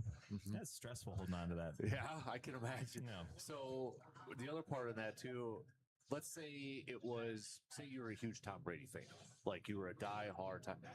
Does that alter the decision at all? I think it would. Well, I think that's so. I mean, here's a perfect example. I mean, it's not the same thing, obviously, but like, I have this Andrew Fisher card with me that I think is really cool, really unique.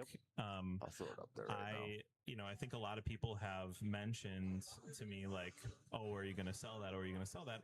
I don't intend to because it is really cool, and I'm an Andrew Fisher guy. Yeah. I believe in him as a player and also a Bruce fan. But, if the right offer comes along, for me, my philosophy is that I'll move just about anything if the right offer comes along. That's just a healthy way for me to do the hobby. Right. I have plenty of stuff in my personal collection that's not worth the cardboard it's printed on that no one's going to offer me a lot for, and I love having because it means something to me. Right. You know. But something of that kind of value, I think it all comes down to: are you already a rich man or woman? I am not. So, right. I got bills and loans to pay, exactly, right? I still got student loans. And so that was never a question for me. That's where one thing I've always, especially since this was brought up, I play a what if. I'm like, man, if I pulled something like that, like Tom Brady won, yeah, I'd probably say, but then it's like, what if I was a huge fan, or like if it was a Packer player or a Brewer, and I'm like, that fanism starts to come out a little bit, where it would almost be really hard for me to let go at that point. There have been a couple of times that I've sold bigger personal collection cards that I didn't want to, but I kind of stick to that philosophy. But usually when it's going somewhere, it's not leaving a lot of room for it to be an investment. It's more that it's going into someone's personal collection where they're excited to hold on to that, right? Right. So in that case, I always feel a little better.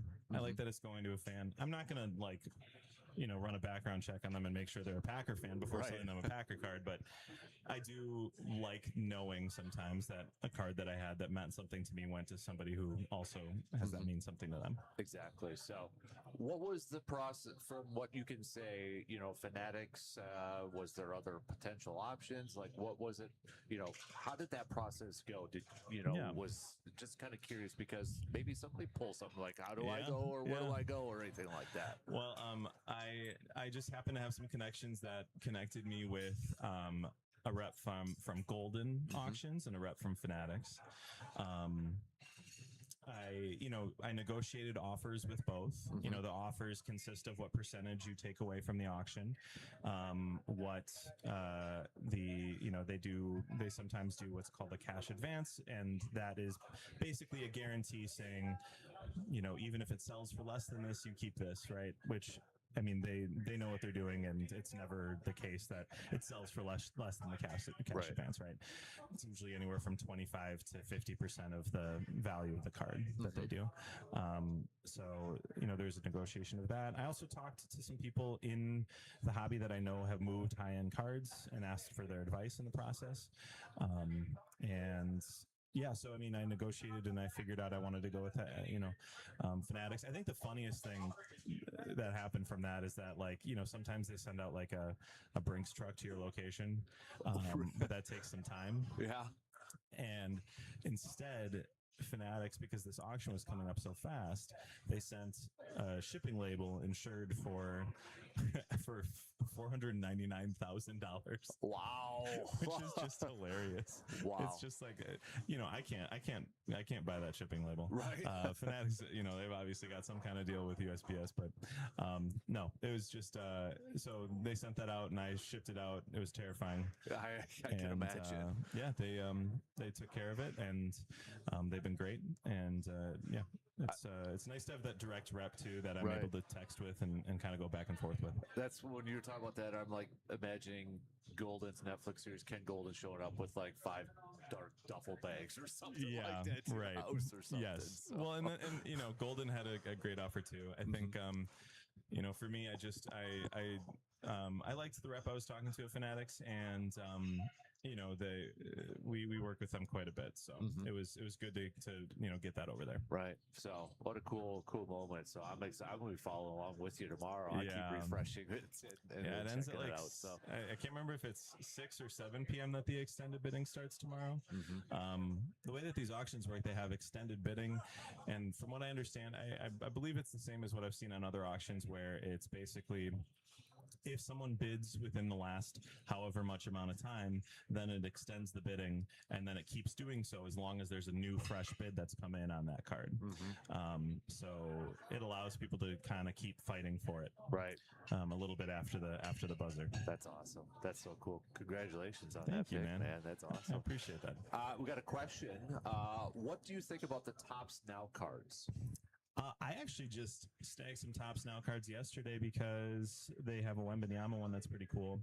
I will say that just like any other, product, your likelihood of so Topps Now, the way that it works is they take moments that happened in real time, they make a card out of it, like they made a Wembanyama, 43 point, 20 rebound, whatever his statistics were the other night, game 1 of the Western Conference Finals card. And they do have a 1-of-1 game used net patch. They like put a little patch into the net before the game. Oh, nice. That's one cool thing that Fanatics and Topps have been doing, is like incorporating these patches. But there's going to be a 1-of-1 auto in someone's package. Ooh, right? Yeah. So like someone who gets some of those Topps Now cards will get that. It's just the same lottery ticket concept, right? Yep. But otherwise, what you're signing up to buy is just a bunch of base Wembanyama cards, which that's great too, which is why I got them. I thought if my worst case is having all these cool Wembanyama cards, I'm good with that. Right. So I got a handful of them, and if you're lucky enough to have that sort of lottery ticket in there, then great. Otherwise, there's also numbered parallels of the base card that'll be in there, numbered to 99, numbered to 50. It all depends on the print run, which for that card will be insane. But yeah, what do I think of it? I think that just like any other product, you are taking a risk when you make that buy, as far as like whether or not you're going to get a hit. I like the guarantee of knowing exactly what you're buying, right? And sometimes you get a handful of clean ones that are worth grading or something like that, and then that's pretty cool too. So it's a cool concept, and Topps is just printing money with that. Right. Really smart concept by them. So speaking of which, the new Bowman that you kind of mentioned too, is that the Fisher cards with that too? Yeah. So The card that Dan showed earlier is a card that I sought out in my collection. It's an Andrew Fisher inscribed card that says "Mr. Brightside, the Killers," which was his walk-up song at the WBC famously. That card is just an example of the fact that you can find inscribed autographs in Bowman product. So this is Bowman Chrome. There's Bowman Chrome, there's Bowman Draft each year. They release both. They're pretty much the same product, just have different prospects in them. And Bowman Chrome this year has Andrew Fisher, along with a lot of other great prospects from baseball. The chase in that one is Ethan Holiday, the brother of Jackson Holiday and the son of Matt Holiday. Yep. And There's other great players within that checklist, but it's all prospects. You also have some rookie autos, some, like you can hit a Made auto in there. That's a prospect auto, but it's not his first Bowman, which is, if you want to show that again, in Bowman product, if it's their first card ever, you'll see in the top right corner, they have that first Bowman stamp. Some of the inscribed autos that you'll find in the product say my first Bowman because it's the first one they signed. You'll notice that this Andrew Fisher one too is numbered 1 of 99. So he went out of his way to sign the one that was the first on print to 99 of this card. So, this is kind of a, know what you've got situation. If you pull an autograph out of Bowman Chrome and it's inscribed, it's certainly worth a decent amount more than your typical of that same parallel otherwise. So, because we were talking a little bit off the air, I know like the Bobby Wood Jr. one and stuff like unique like that. Does that increase the price when you have something unique of an inscription like that? Absolutely. It effectively makes it a 1 of 1, right? Unless they've inscribed a bunch of them or something like that. But you'll see sometimes athletes will put their favorite Bible verse or something. You'll see, like I actually pulled a Reed Shepherd auto a couple of years ago when it was out of his college product that had a Bible verse on it. And so it adds to the value in the sense that becomes a unique card. That is effectively a 1 of 1 in comparison to the rest of the regularly autographed cards. I know this is a few weeks ago too, but like with the NFL draft, I thought it was kind of interesting or cool to see the players, they would sign their card right away. I mean, that's just maybe an example of how this industry has exploded so much. I don't know if those cards are for sale or for packs or they're what. Part of I believe they're part of the Tops now. The Bowman part. Okay. Yeah. So like, I think that the print run on the Fernando Mendoza, because the way that they do this is it's however many are ordered. So the print run on that one was like 126,000, I think, or something like that. I don't quote me on that. I think that's what I saw. And so like, there's so many of those. Your odds of the 1 of 1 are not phenomenal, whatever. But the print runs on those are based on how many buy them. But yeah, it's one of the ways that Topps has really embraced like the pop culture phenomenon that cards are. Players are more involved with collecting their own cards and their buddies' cards and Pokemon cards more than ever. And so like they are capitalizing on that and they're getting them involved in that experience early. And so that's, I'll mention it's still getting sort of worked out, but I did have like one thing I post on Twitter, and one thing that was pretty cool is that Andrew Fisher's mom commented on the post of my card. She said, "I love this card," and said something about how it's a special card. Right. I thought that was really cool. Right, families are getting involved with it too, so I thought that was great. Yeah, that is awesome. That over there too. So like with you mentioned that with players, I instantly thought of like AJ Dillon, former Packer running back, and that I saw he had a video. He's collecting Jordan Love cards and all that. And then we were talking about Jacob Mizorowski. I think there was a video like Miz opened up a pack at a shop and got his own autograph card. Yeah, and Jacob Mizorowski, if you're listening, come on over to Slot Factory in Madison. Right. We're trying to get you over to rip some cards, man. No, but Mizorowski's a big Pokemon guy too. He's big into sports and Pokemon cards. So he's a big sort of new hot thing in the hobby as a collector. Jamal Williams, I remember, former Packer running back on there too. So it's because didn't Mizorowski have a glove made? He has so does Trevor McGill, I saw. Okay. Yeah, he's got one too. But so a lot of these guys have gloves made where they can slide a card in the back. Yeah. I don't know. I don't think they're using them in real time. I don't know if MLB would allow that. I don't think they'd like that. No. But a lot of these guys are getting involved in those kind of cool ways, and it's really fun to see. Which is cards right now, maybe, how do I want to phrase this, in terms of like sports memorabilia, you got like the game worn jerseys and you got the cards in that. I mean, is cards approaching that? Have they surpassed?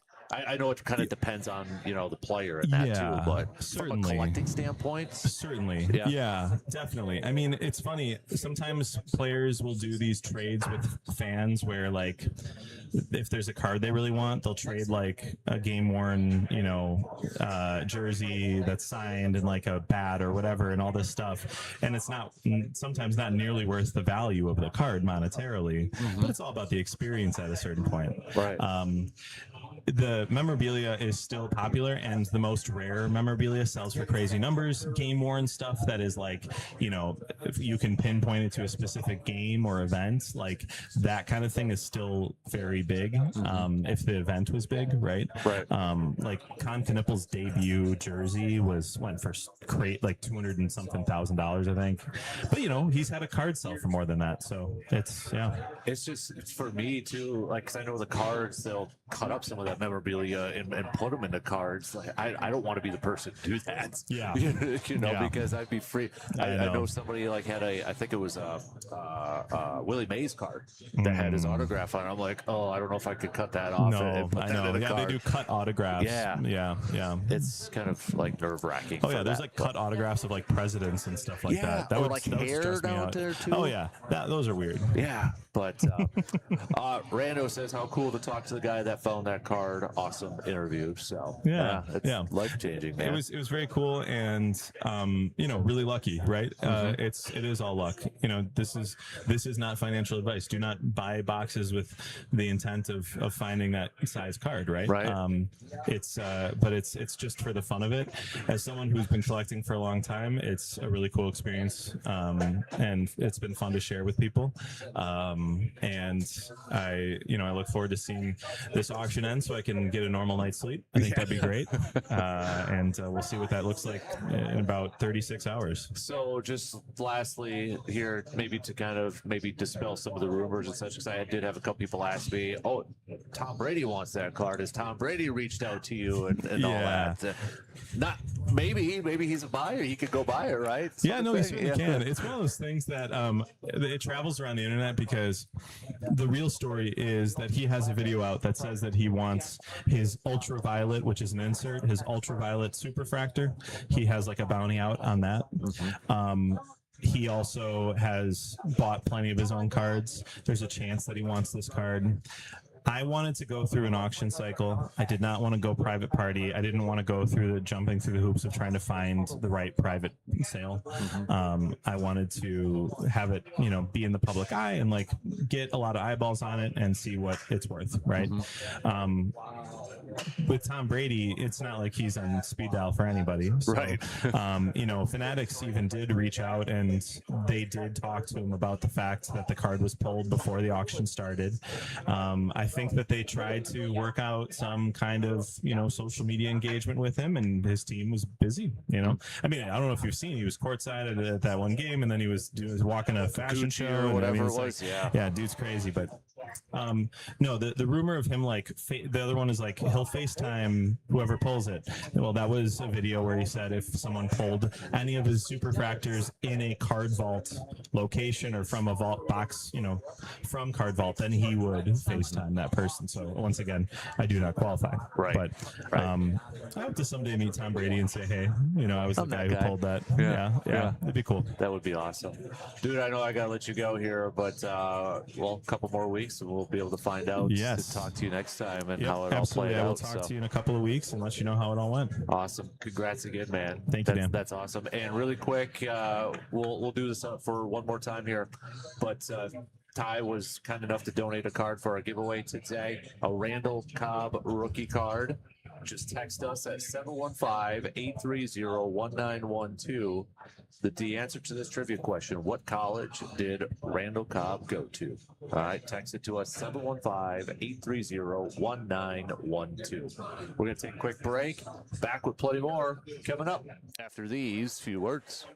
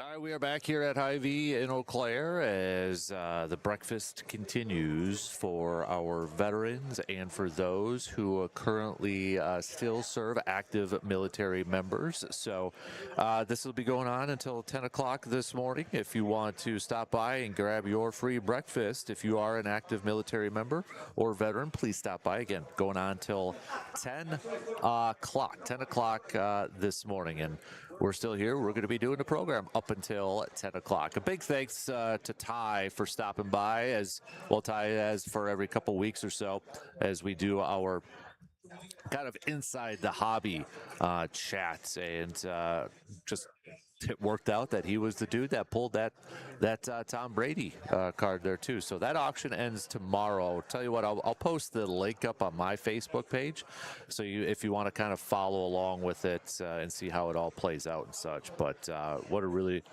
cool story there. So I know we got to play a little catch up here, so we do got to take another break here in just a couple minutes, in a few minutes here, but kind of reset everything. If you're just joining in, a couple of questions that we threw out there in the first hour was, Jacob Mizorowski, if you could use one word to describe the Miz, what would that word be? Be creative. Have fun with this thing. What is the word that you would use to describe Jacob Mizorowski? We've had some really good, unique ones out there, so keep those coming. And kind of, looking at a 5-year span here from now, in the next 5 years or so.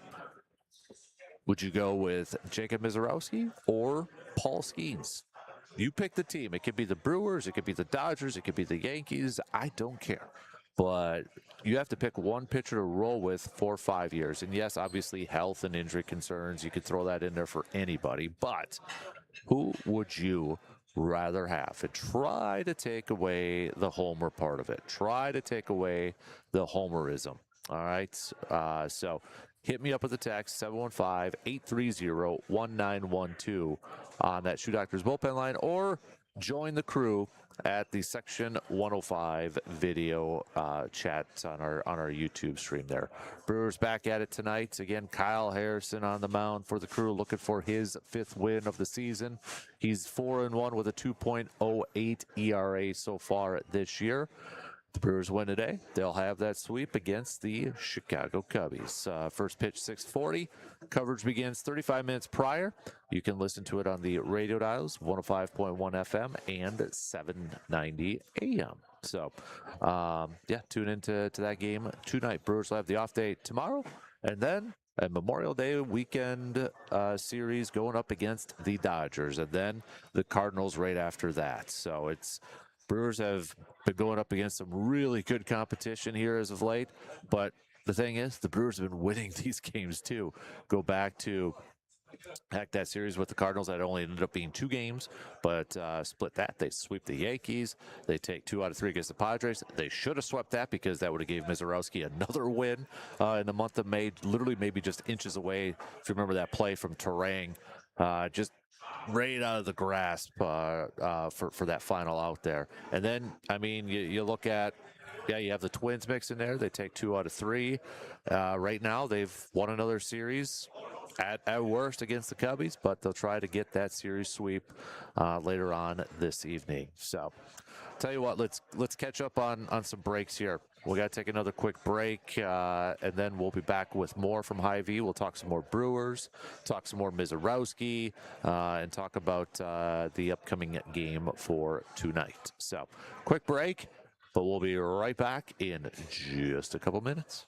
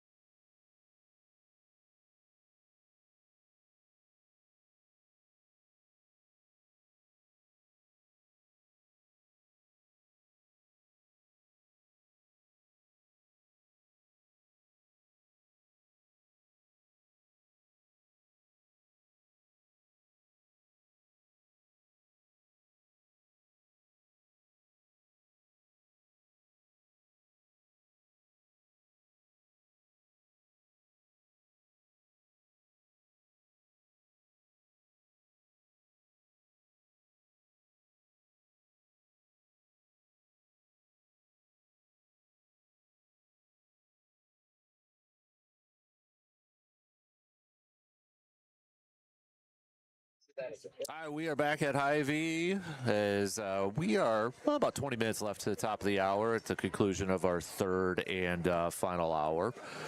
We got about an hour and 20 minutes left of the free breakfast for active military members and veterans and such. So if you are a veteran, an active military member, don't push that. You can stop by for the next hour and 20 minutes and grab your free breakfast courtesy from our friends here at Hy-Vee. So again, that goes until 10 a.m. 10 a.m. Ty from Slab Factory, he's got that card that he dropped by. I'll give you a little bit more time.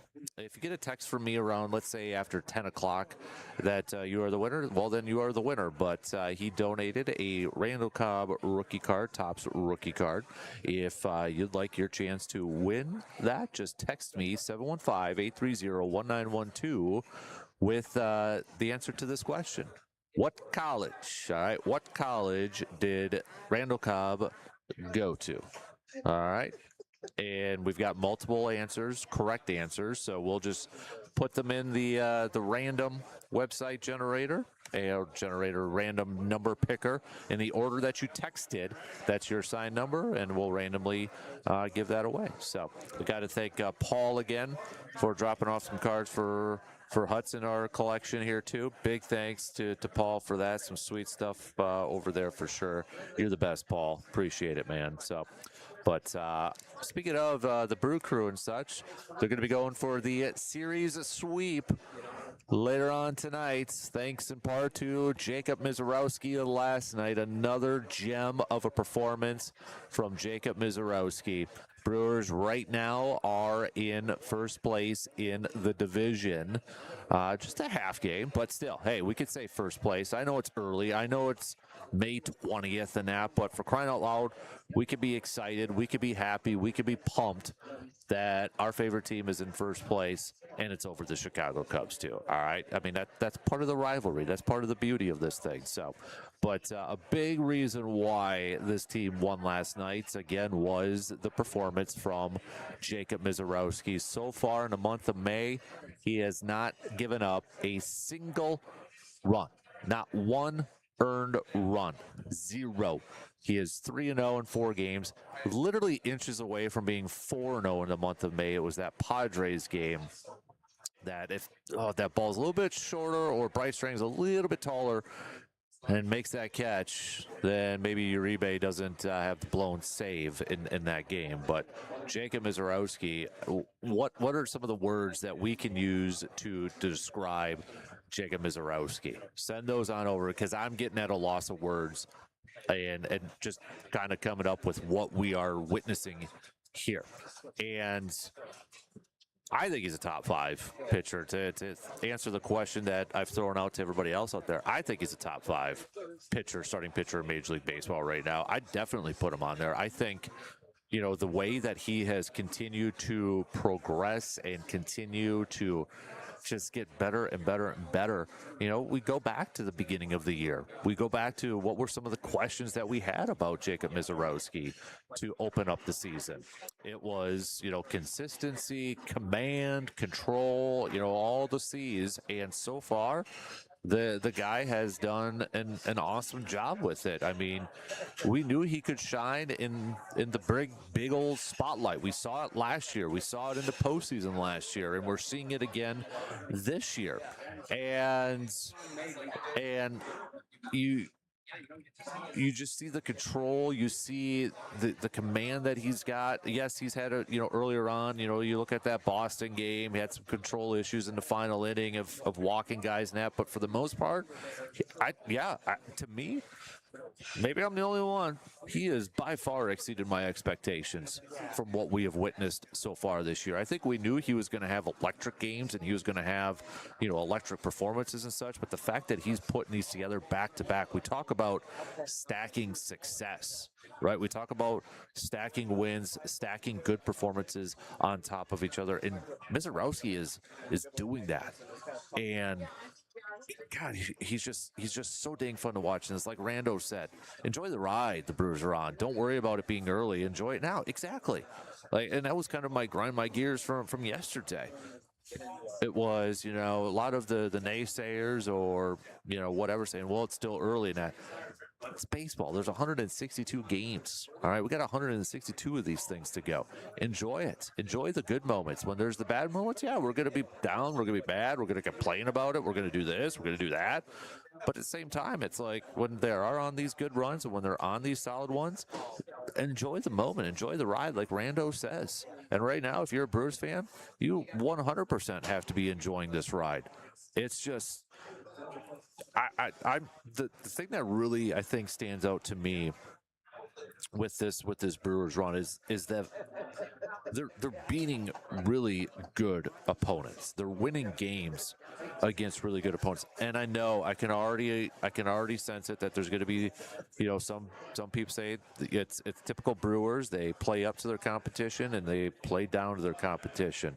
We'll see if that's going to be the case here. But right now they're beating playoff quality teams. They're beating the Yankees. They're beating the Padres. They're beating the Cubs. We'll see what they do coming up with the Dodgers coming up this weekend and such. But they're beating high quality teams.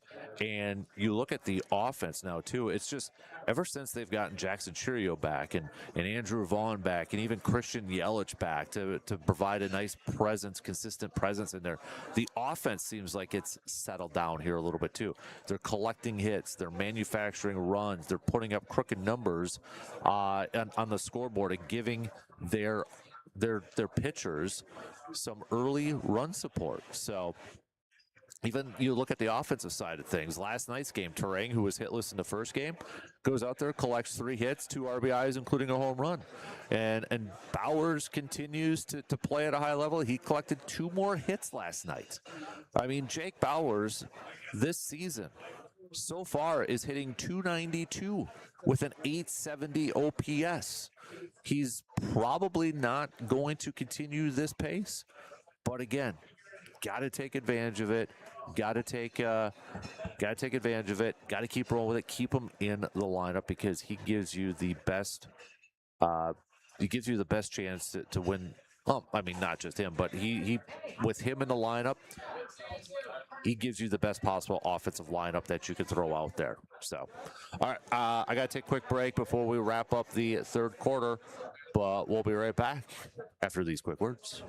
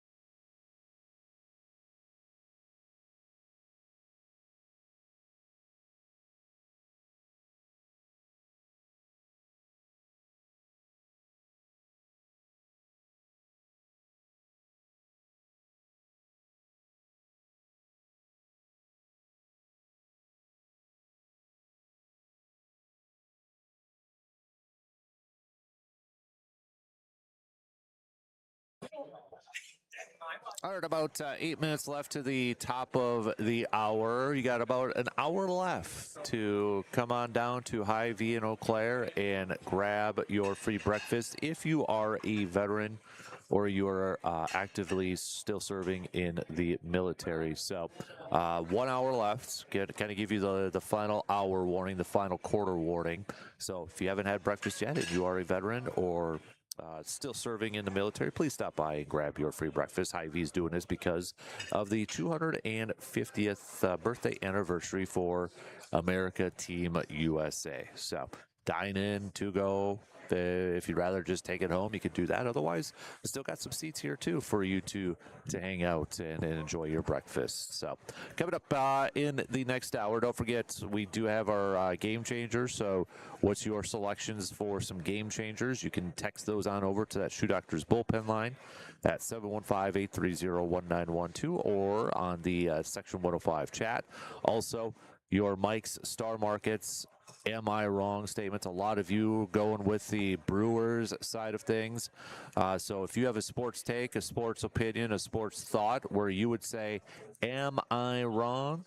Send it on over. All right, send it on over. We want to hear from you. Jacob Mizorowski, Paul Skeens, who you picking? I'm asking you to pick one. Got to pick one.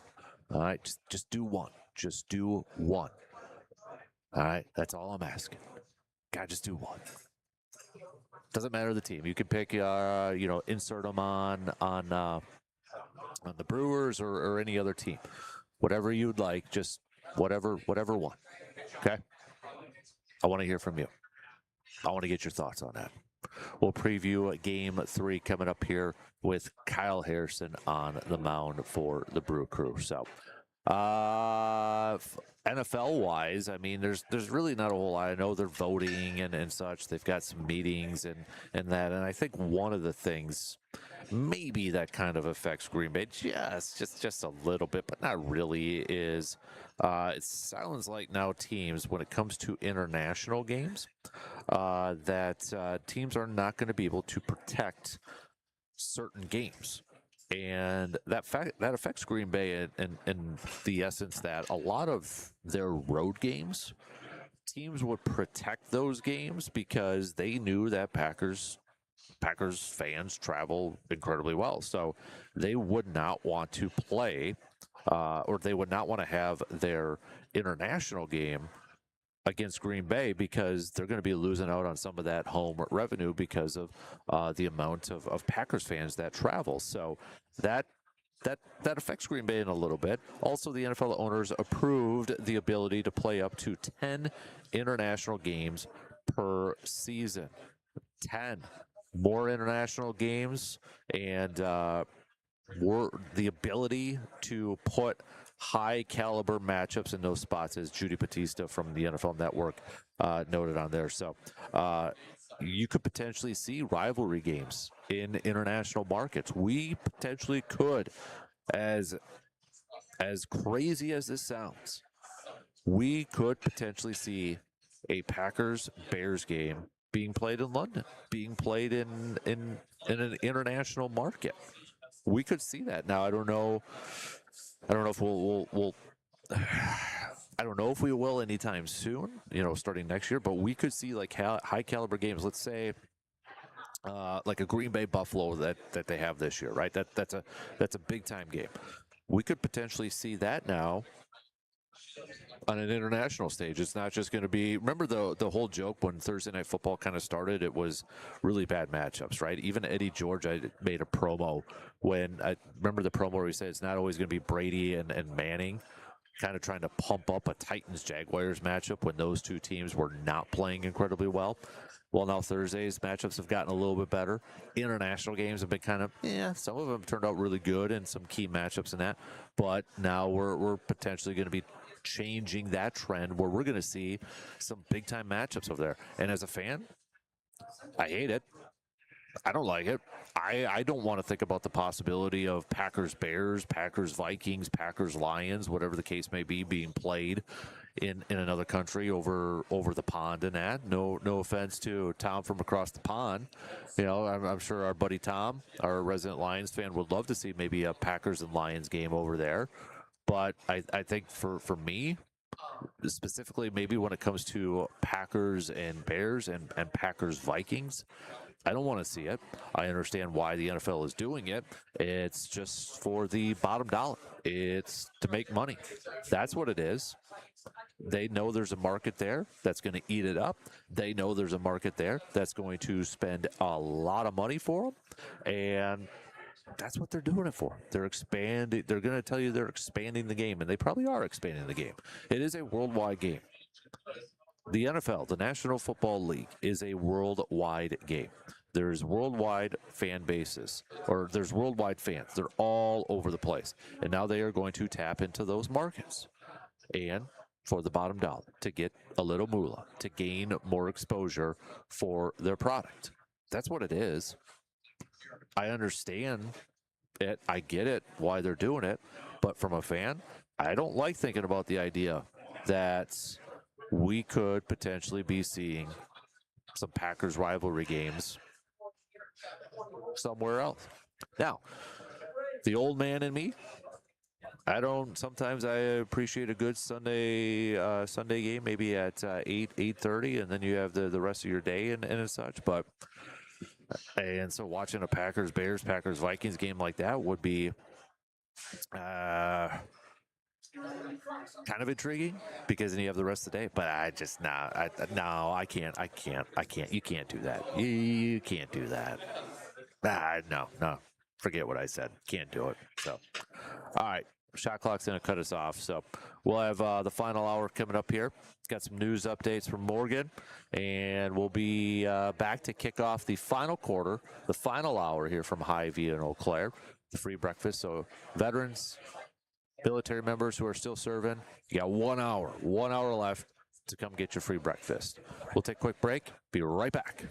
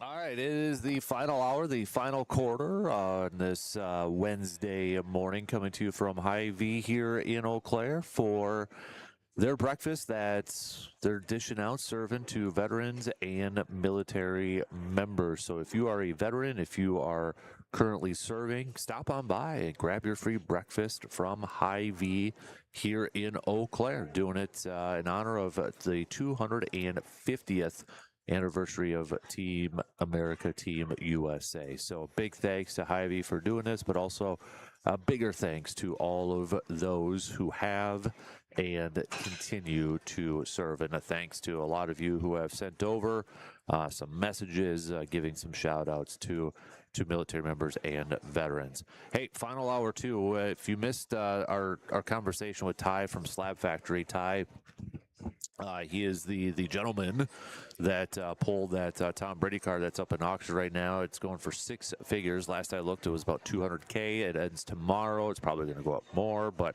a good conversation with Ty that I'll put up in the Man at Cave podcast a little bit later on today. So if you missed that, that'll be up in our podcasting form later on today. But Ty did donate a card for our giveaway for our Inside the Hobby Wednesday. It is a Randall Cobb rookie card. So if you want a chance to win that, all you have to do is simply text me at 715-830-1912 the answer to this question. What college did Randall Cobb go to? What college did Randall Cobb go to? Text me the answer. We've gotten multiple correct answers. So in the order that you texted, that'll be your assigned number. And we'll just put them in a random website thing and it'll randomly pick the number. So got 1 hour left to do that. And if you are the winner, you will hear from me. All right. You'll hear from me if you are the winner. Don't forget to send me your Hy-Vee game changers. My game changer pick is simple. It's the man of the hour, the topic of conversation throughout this whole morning is Jacob Mizorowski. Jacob Mizorowski is a game changer. He is the pure definition of a game changer. Ace, superstar, whatever title you want to give him. But he is a game changer. When he is on the mound, when he's doing his thing, he is 100% a game changer. That is just that. I don't think I need to say anything else after that. Dude changes the game. He has changed the game. Historically, he is changing the game. He is doing things that we have not seen before. Game changer, 100%. What are your game changers? You can piggyback off mine if you'd like, or if you got another pick, send it on over. All right, text it or join in on the Section 105 chat room. It is also a Mike's Star Market Am I Wrong Wednesday. Am I wrong for thinking, again, I'll use another Jacob Mizorowski one. Am I wrong for thinking that Jacob Mizorowski is clearly a top 5 starting pitcher in Major League Baseball? And I'm going to use the word clearly. Clearly, right now, he is a top 5 starting pitcher. You could throw Paul Skeens in your top 5 if you want to count everybody who is healthy. Let's assume everybody's healthy. You throw in a little Scooble. Maybe you throw a little Max Fried in there. Jacob Mizorowski deserves to be in that conversation. He is a top 5 right now, Major League pitcher. I mean, you have a guy that can, in the 6th inning, still be throwing triple digits, 102 miles per hour. You throw in a filthy slider.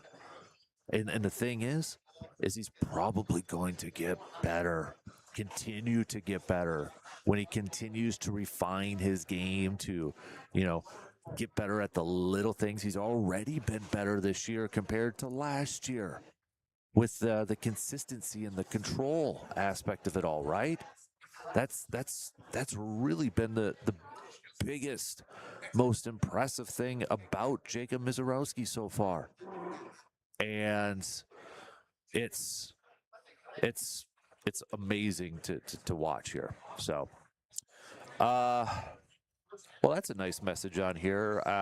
Is it JH48 on our YouTube stream? Thank you for doing that for all my veteran brother and sisters.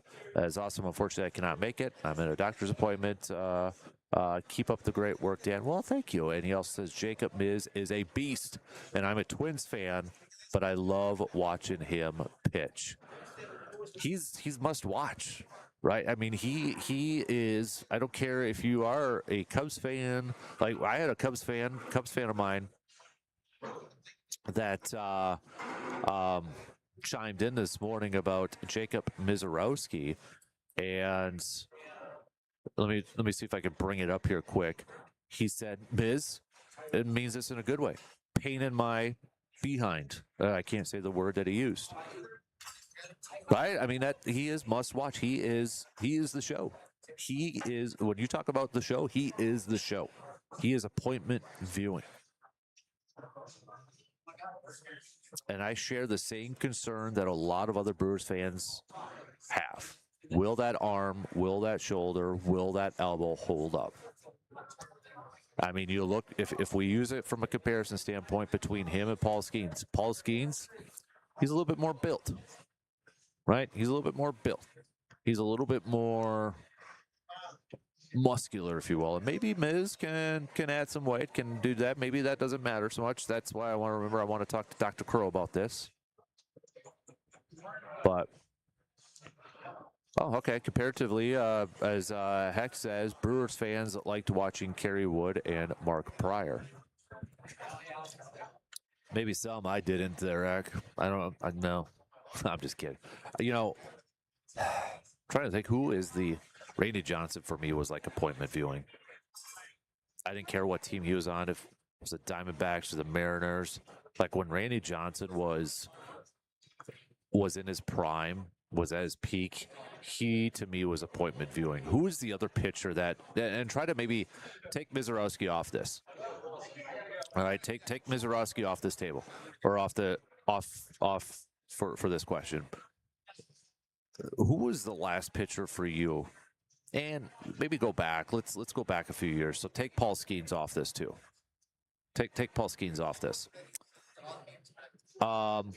Who's the last pitcher that was like appointment viewing for you? No, I know what you're saying, Matt. I was just giving you a hard time. I can't cheer for anybody of the Cubs. That goes against my religion. So, Pedro's a good one. Yeah, Randy was probably the guy for me. When he was on TV, it was just like, I want to watch. Even in an all-star game, I want to see if he's going to kill a bird. I want to see if he's going to throw at John Kruk's head. I want to see what he's going to do. That guy was so fun to watch. And just the intimidator. Oh, man. Pedro, to me, too, he was so fun to watch. And I still think Pedro Martinez gets overlooked and underrated. When you look at a lot of his numbers and his career numbers and you put it in comparisons, it's like, I think a lot of people forget how good Pedro Martinez was. And I think it still surprises me to this day when you look up like rankings and stats and numbers and all that different stuff, and you see Pedro's numbers, it's like, oh, dang, that guy was really good. Like, I feel like a lot of people forget how good he was. He was really, really good. Am I wrong for thinking, okay, let's talk about electrifying? The word electrifying. Jacob Mizorowski, the most electrifying pitcher since, is it Randy? Yeah, you got Paul Skeens in there too, but when we talk about electrifying, right, it's like the hard throwing fastballs. It's the movement on some of your other pitches. What how would you most electrifying pitcher since fill in the blank? Fill in the blank. Greg Maddux numbers are good too as a non-power. Yeah, I use Greg Maddux a lot when I'm coaching my kids for Little League and using the pitchers, because that's the thing too, is like all these younger kids, it's like basketball. All my kids in basketball, what do they want to do? They want to shoot the three because of Steph Curry. Or as my kid now says, Kobe every time he throws something, which is he never watched Kobe play, which I kind of found ironic in a little essence. But they, basketball games, what they want to do or what they're doing between, water breaks at practice. They're chucking up threes. They're chucking up long distance because they see Steph Curry do that. But baseball wise, these pitchers, what are they doing? They're focused on throwing so hard, and I'm like, dial it down. I care more about your accuracy right now than how fast or how hard you could throw. And I constantly bring up Greg Maddux as the example. Like, Greg Maddux was not the hardest throwing pitcher, but man, the guy with his accuracy, that was pretty fun to watch too. All right, we got to take a quick break, but we'll have plenty more. We got 45 minutes left for the program and the breakfast for veterans and current military members. Again, a big thank you to all of you who have served and continue to serve. Dennis Eckersley, yep, he was a good one there too. That was a good one. Raleigh Fingers for some of our older listeners too, maybe. But all right, we got to take a quick break, but plenty more to get to. We'll be right back after these quick words.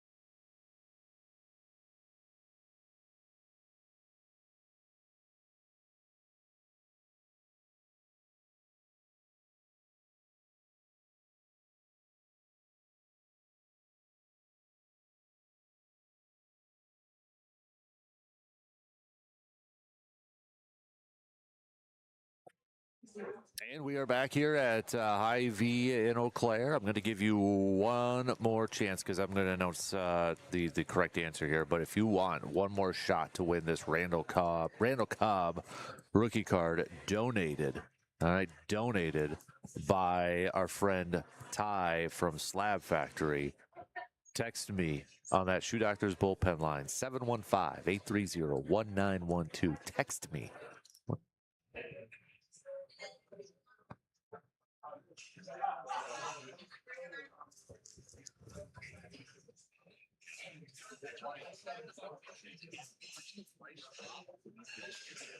More savings in store and more savings on the road. Who doesn't? Hy-Vee and Eau Claire, where every trip helps you go one of the biggest challenges with losing weight is keeping it off. That's why River Valley scale. They help educate on healthier habits, smarter choices, and how to build a lifestyle that you can actually maintain. And Craig, just from chatting with you, that sounds like that was one of the things that the one thing I would say about the program is it really teaches you how your body reacts to certain food. So for the rest of my life, I have an understanding of what is should not go into the body. I close up and fitting in your legs. All those things, like I said, life just becomes. Valley weight loss today, 534-205-755.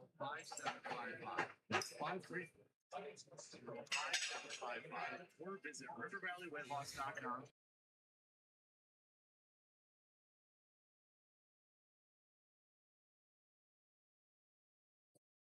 All right, now we are back from Hy-Vee here in Eau Claire. Had a little bit of a glitch there, so apologies for that. But last call, if you want to win that Randall Cobb rookie card donated by our good friend from Ty from Slab Factory, just text me the college that Randall Cobb went to. Text me at 715-830-1912. 715-830-1912. And before we wrap up at 10 o'clock, I will announce the correct answer. But if you get a text from me saying you're the winner, then you are the winner. So, but let's go through some more. What do we got going on over here? We got, oh, no, that's a good name. Todd Coffey. Just watching his run from center field would probably be a good one over there too. So yeah, Todd Coffey would be a good one. Mariano Rivera would be a good one. The presentation with Enter Sandman and such would be amazing. So yep, that's another good one. Keep those coming. That's from Matt. You got to give me a name. I can't call you Digital. Do I call you Matt? Do I call you Hack? What nickname can I give you? On Iceman? Should I just go back to the OG and give you the Iceman? But then Caleb Williams might have a little bit of an issue with you on that too. So, but yeah.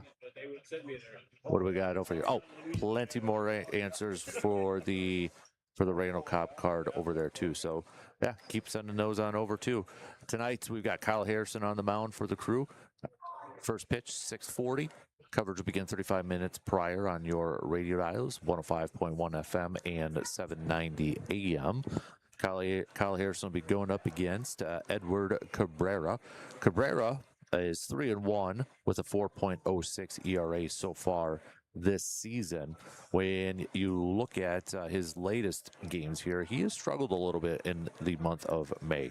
He's coming off of a no decision. Going up against the White Sox back on the 15th. 4 2/3, 3 hits, 3 earned runs. Before that, against the Rangers, he picked up a loss, going 5 innings at 7 hits, 5 earned runs. And then against the Reds back on May 4th, he had 6 innings, 3 earned runs with 9 hits. April, he was pretty darn solid. He went 2-0 with a 3.68 ERA in 5 starts, but struggling a little bit here in the month of May. 0-1 with a 6.32 ERA. So if you look at it from kind of a recency sort of thing, maybe a chance for this Brewers offense to continue adding some well, continuing to play at a high level like they have in this series with the Cubbies, putting up some runs, putting up some crooked numbers to help support their starting pitching staff. But from a Kyle Harrison standpoint, a lot of the talk this morning has been about Jacob Mizorowski and what he has done so far this season. Kyle Harrison, he's been electric as well. 4-1 with a 2.08 ERA. And in the month of May, in 3 games, he is 2-0 with a 1.80 ERA. And between him and Shane Druin, who came over in that Red Sox deal, it sure looks like the Brewers in the early returns have completely won that deal, sending Caleb Durbin and Andrew Monasterio and Anthony Siegel over there, and then David Hamilton coming back over here too. But still, with what Kyle Harrison and Shane Druin have done so far here for the Brewers and being impact players and contributors to this ball club it's been pretty darn impressive, and it's another notch in Matt Arnold's belt for making this move and identifying these players, but also a big props to Chris Hook and Jim Henderson, the pitching coaches and the pitching coordinators for working with these guys. I know, Kyle Harrison, if you go back to spring training, he was kind of brought along a little bit slowly, just kind of working on some of the mechanics and such. And whatever the Brewers did with him, whatever they worked on with him, it sure seems like Chris Hook and Jim Henderson got it figured out, because he has really played well so far this season. So he's going to be looking for his 5th win on the season here for the Crew. Off day tomorrow for the Brewers before they take on the LA Dodgers this weekend. So you look at the schedule that the Brewers have played. You look at the schedule that the Brewers have played so far, and the quality of opponents that they've gone up against, sweeping the Yankees, taking 2 out of 3 against the Padres, literally inches away from maybe sweeping that series. Winning the series against the Twins, and now winning the series against the Cubs, and even going back a little bit further, taking 1 out of 2 against the Cardinals here. This has been a tough stretch. If we kind of rewind it a few weeks ago, we highlighted these next few weeks, or these couple weeks here, and said this was kind of a big portion of the schedule here for the Brewers. And so far, I think if we were to say, what would you grade it, or how would you assess it, and such? And I think you got to give it some flying colors here for the Brewers, because they've gone up against some playoff teams right now, and they've done a really, really good job. I mean, winning. That's all that matters. They've just been winning these games. And you look at kind of where things are at as we approach Memorial Day weekend. By the way, is Memorial Day weekend the benchmark? Is that when we finally stop saying it's early? Or do we stop saying that in June? Do we stop saying that 4th of July? What's the benchmark? Is Memorial Day the benchmark when maybe you can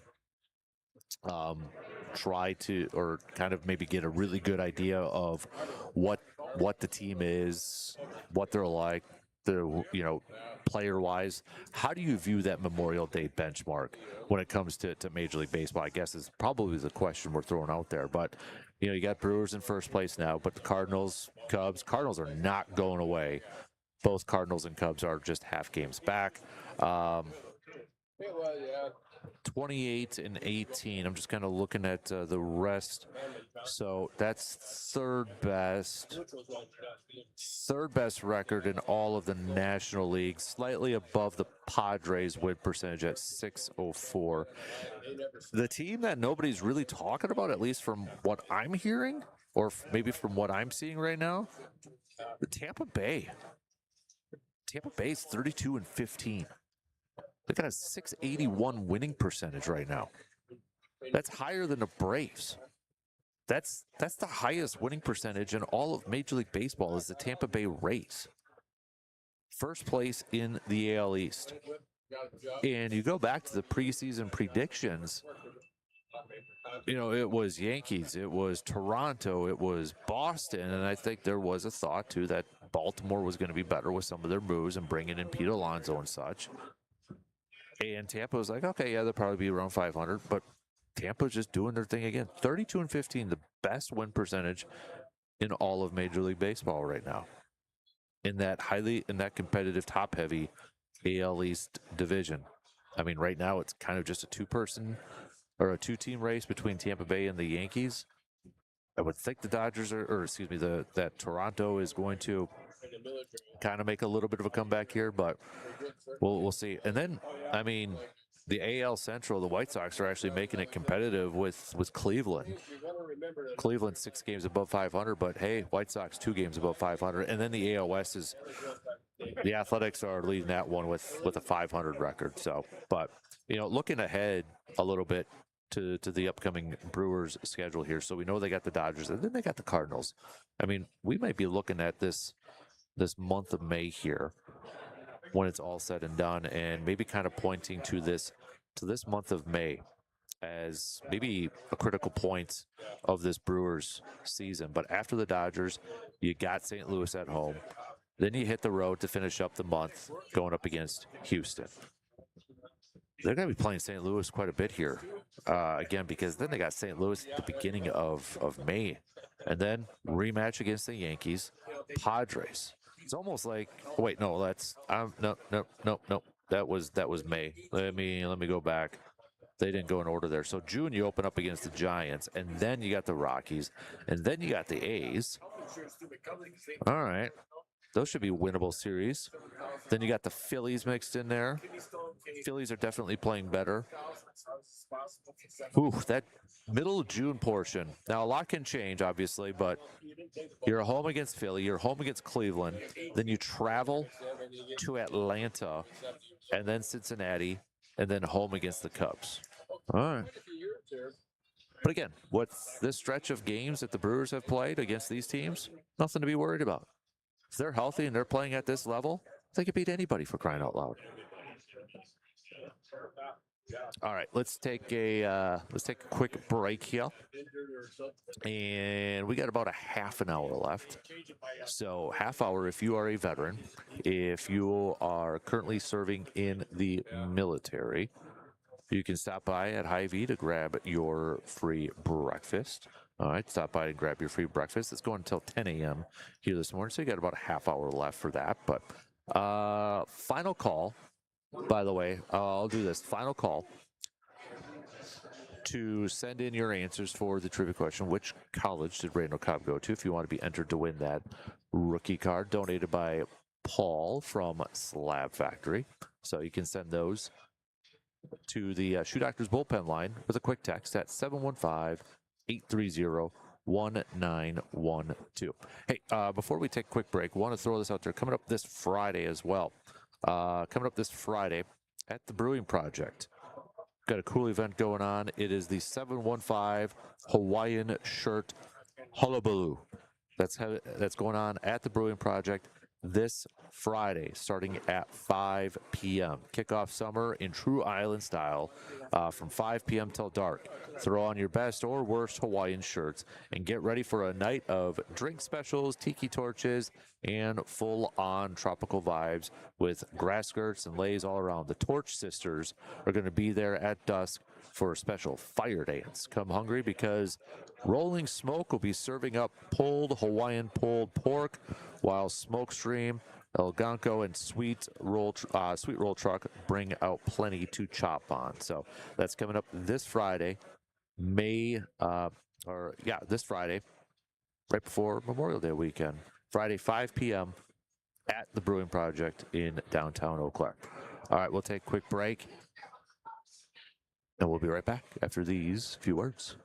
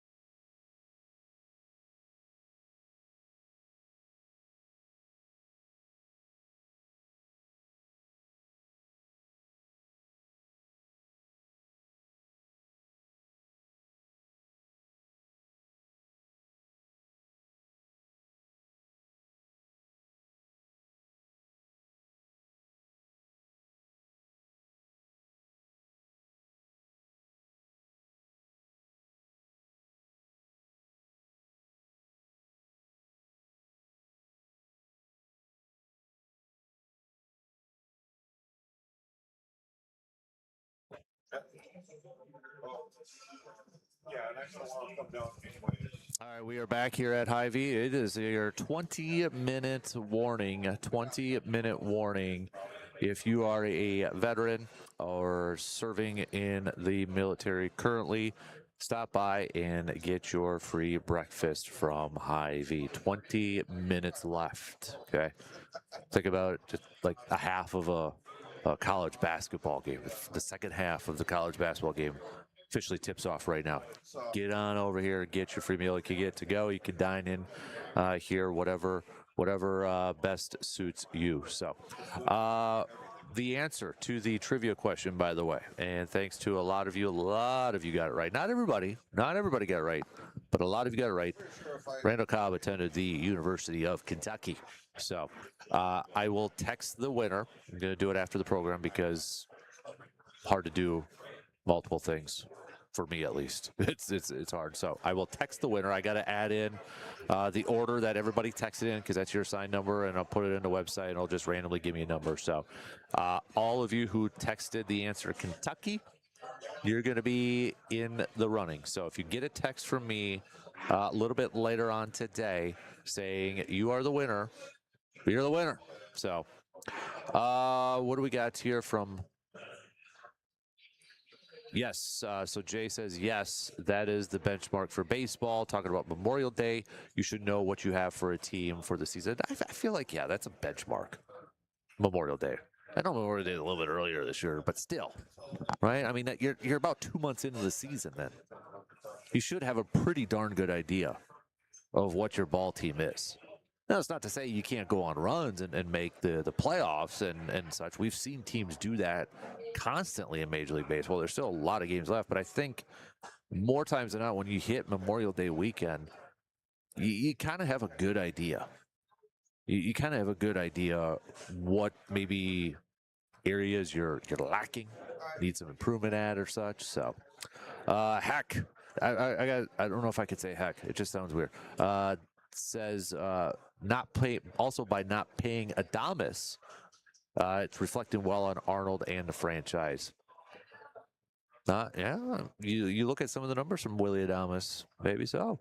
Brewing Project, one of the best patios in the country for series. It is a really gorgeous patio. So hopefully weather turns out for Friday night too. So I love hanging out at the Brewing Project with a couple of brewskis and such too. So. But got a couple more game changers here. Our Hy-Vee game changers for this Wednesday morning. We got Tim says easy game changer is Jacob Mizorowski. But since Kyle Harrison is getting the start today, I'm going to say Kyle Harrison is also a game changer. We got Dave texting in saying my game changer is that trade that brought in Kyle Harrison and Shane Drowan. What a huge move by Matt Arnold and his staff to identify those two players and to bring them on and see what and we can see what the results have been so far. So that's a good game changer pick too, making that trade. That's what game changer is all about, right?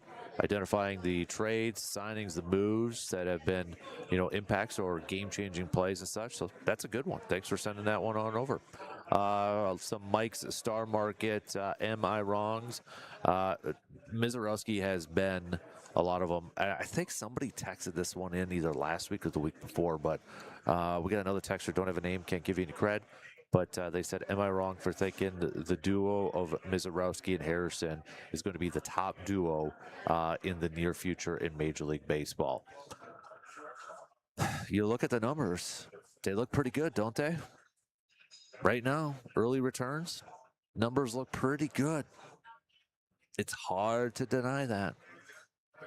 It's really hard to deny that. Might be a little bit early-ish yet on Harrison, but man, you gotta like what you've seen from him so far. Who do you of all these different players that have kind of contributed to the Brewers so far this year? Who do you think has been maybe the biggest unsung hero? You got some options in there. Is it Jake Bowers? Is it Aaron Ashby? Is it Shane Drone? Is it Gary Sanchez? Is it DL Hall? Who would you throw in there as maybe kind of an unsung hero so far for the Brewers that maybe isn't getting a ton of credit that we should be giving more credit to? When you look at what this Brewers team has done so far, and there's a lot of them, I don't think you could pick a wrong answer. We know the superstars. We know the all-stars. We know those guys. Terang, yes. Contreras, yes. Miz, yes. I'd throw in Jake Bowers. Jake Bowers is probably my number one pick right now. It could change in a couple weeks when he goes on a cold streak. You throw in Aaron Ashby. He has pitched in, some high leverage situations. He's gotten them out of him.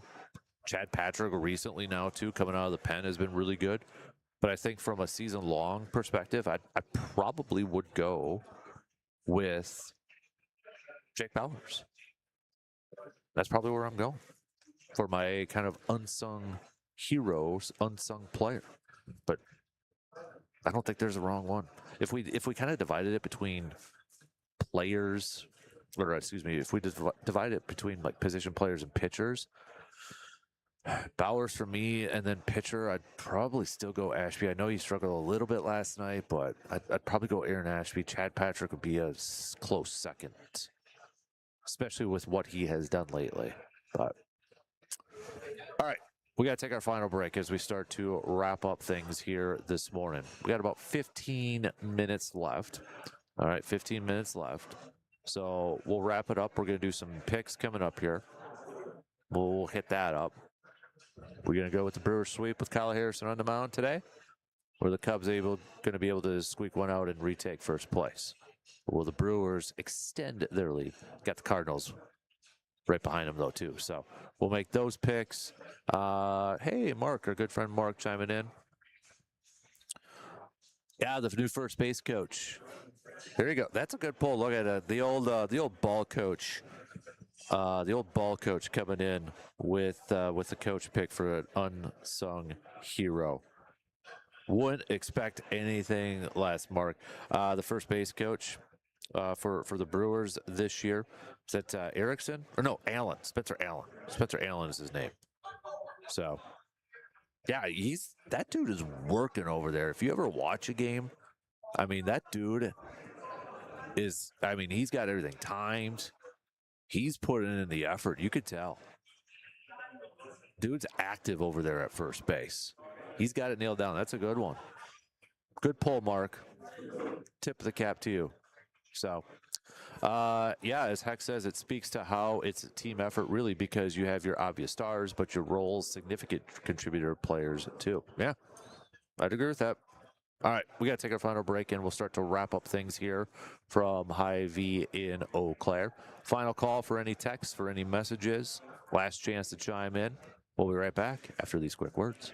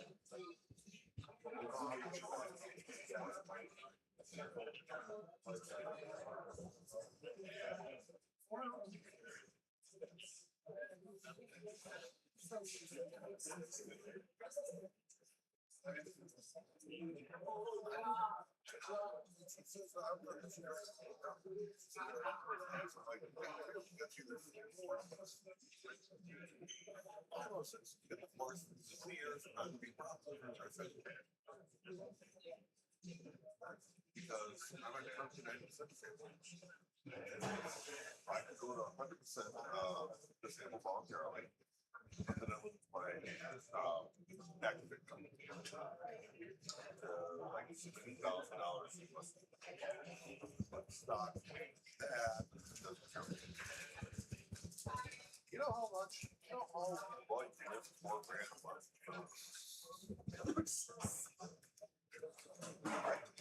I can rent on the ocean 1,800 square foot house for $650 US a month.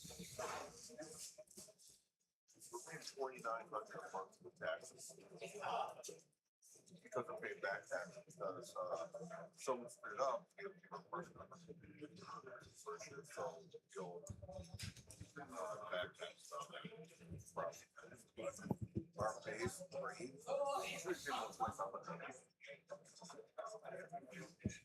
For a house, there's square foot bigger.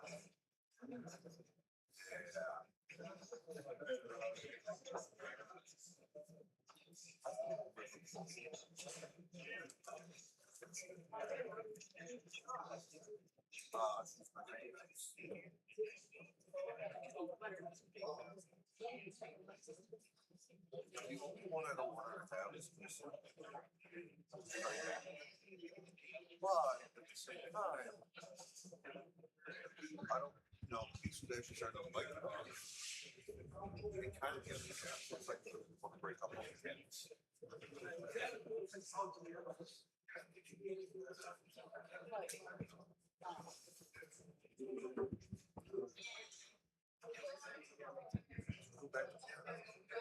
It's funny because your dad lives in a 700 square foot house. I don't use it.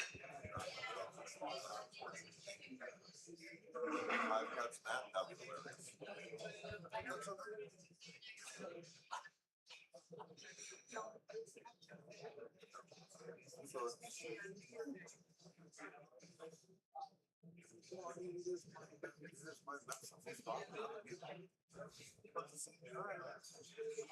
We'll find someone else. So, I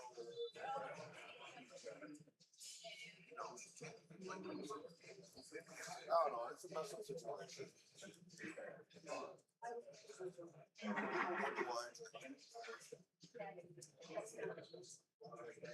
No, it's a solution.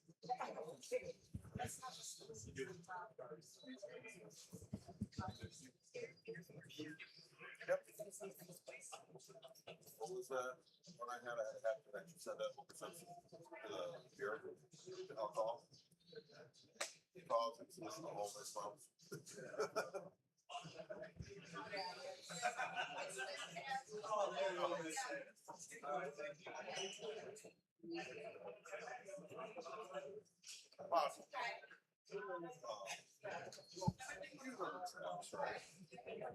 All right, wrapping things up here. We got about 8 minutes left to the top of the hour. Again, a big thanks to Hy-Vee for doing their free breakfast for our veterans and for those who are still serving in the military. A big thanks for them for doing that. A big thanks for everybody who stopped by to have that breakfast. But more importantly, a thank you for your service and for continuing to serve. So thank you for doing that.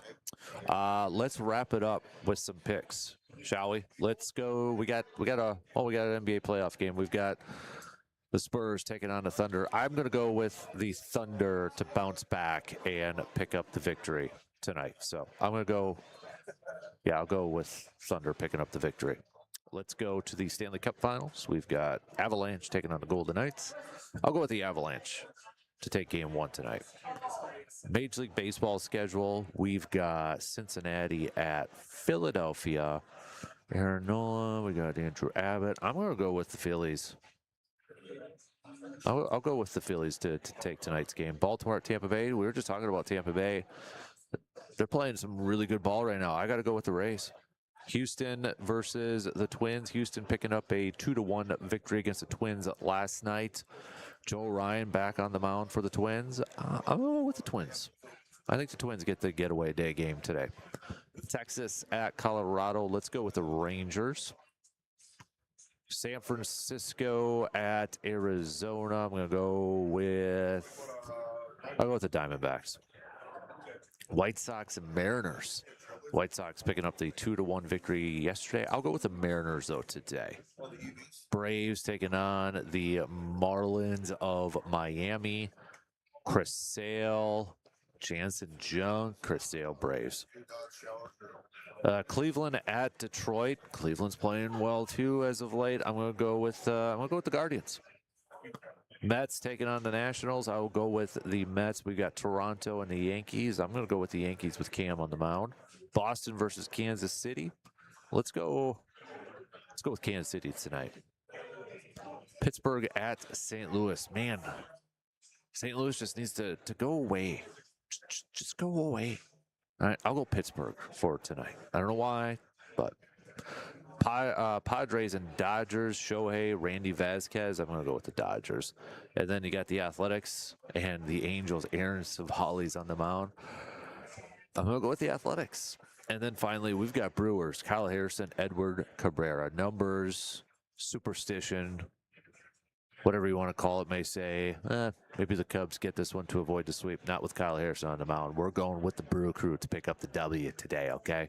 We're going to get the brooms out. We're going to do a little cleaning before Memorial Day weekend, before returning home. We're going to do a little, late spring cleaning, taking care of business in the NL Central. Brewers get it done, increase their lead in the division.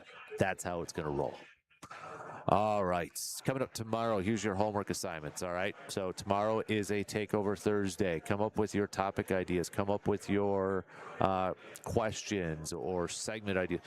That's what Thursday's all about. We put the program in your hands. You are the producer, so you think you've got a good topic and we like it, we'll throw it out there for discussion for the rest of the listeners out there. So think about that for the next 21 hours or so, all right? What's a good topic in your mind that we should discuss tomorrow? Also coming tomorrow, we're going to be kind of kicking off our Eau Claire Express chats. Normally they will be on Mondays, but with Memorial Day coming up this Monday, we're going to catch up with the Express tomorrow at 9 o'clock.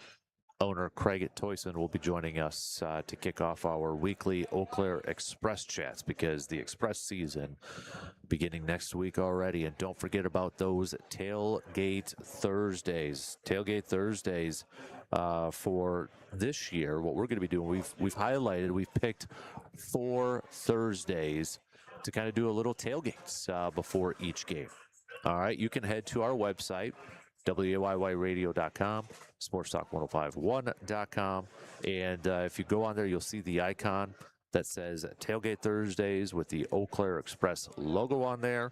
And you'll see the 4 Thursdays on there. But do you want to know what they are right now? They're June 11th, July 16th, day before my birthday, before the big 4-0, July 30th, and then August 6th, the day before the Kasper Classic. So speaking of the Kasper Classic, don't forget, while you're at that website, our website, to sign up your 2-person team for the 6th annual Kasper Classic. 2-person team for just $90, 9 holes, cart, meal from our friends at Hy-Vee here, and some drink tickets and such. So got the 7:30 tee time, 10 a.m. tee time, and the 1 p.m. tee time. So get on in. That 10 a.m. one is filling up really, really, really quick. So if you want to golf in that 10-1, you better do it soon. Otherwise, you're going to have to do the 1 p.m., which fills up to, or go to the 7:30. And then you're in the same tee time as Surveyor Sam, which might actually be a benefit because it'd actually be kind of fun to listen to and such. So, but all right, let's we got about a minute left. Again, big thanks to Hy-Vee. Huge thank you to Hy-Vee for, 1, letting me do the program from here, 2, free breakfast for our veterans and military members. Thank you for doing that, Hy-Vee.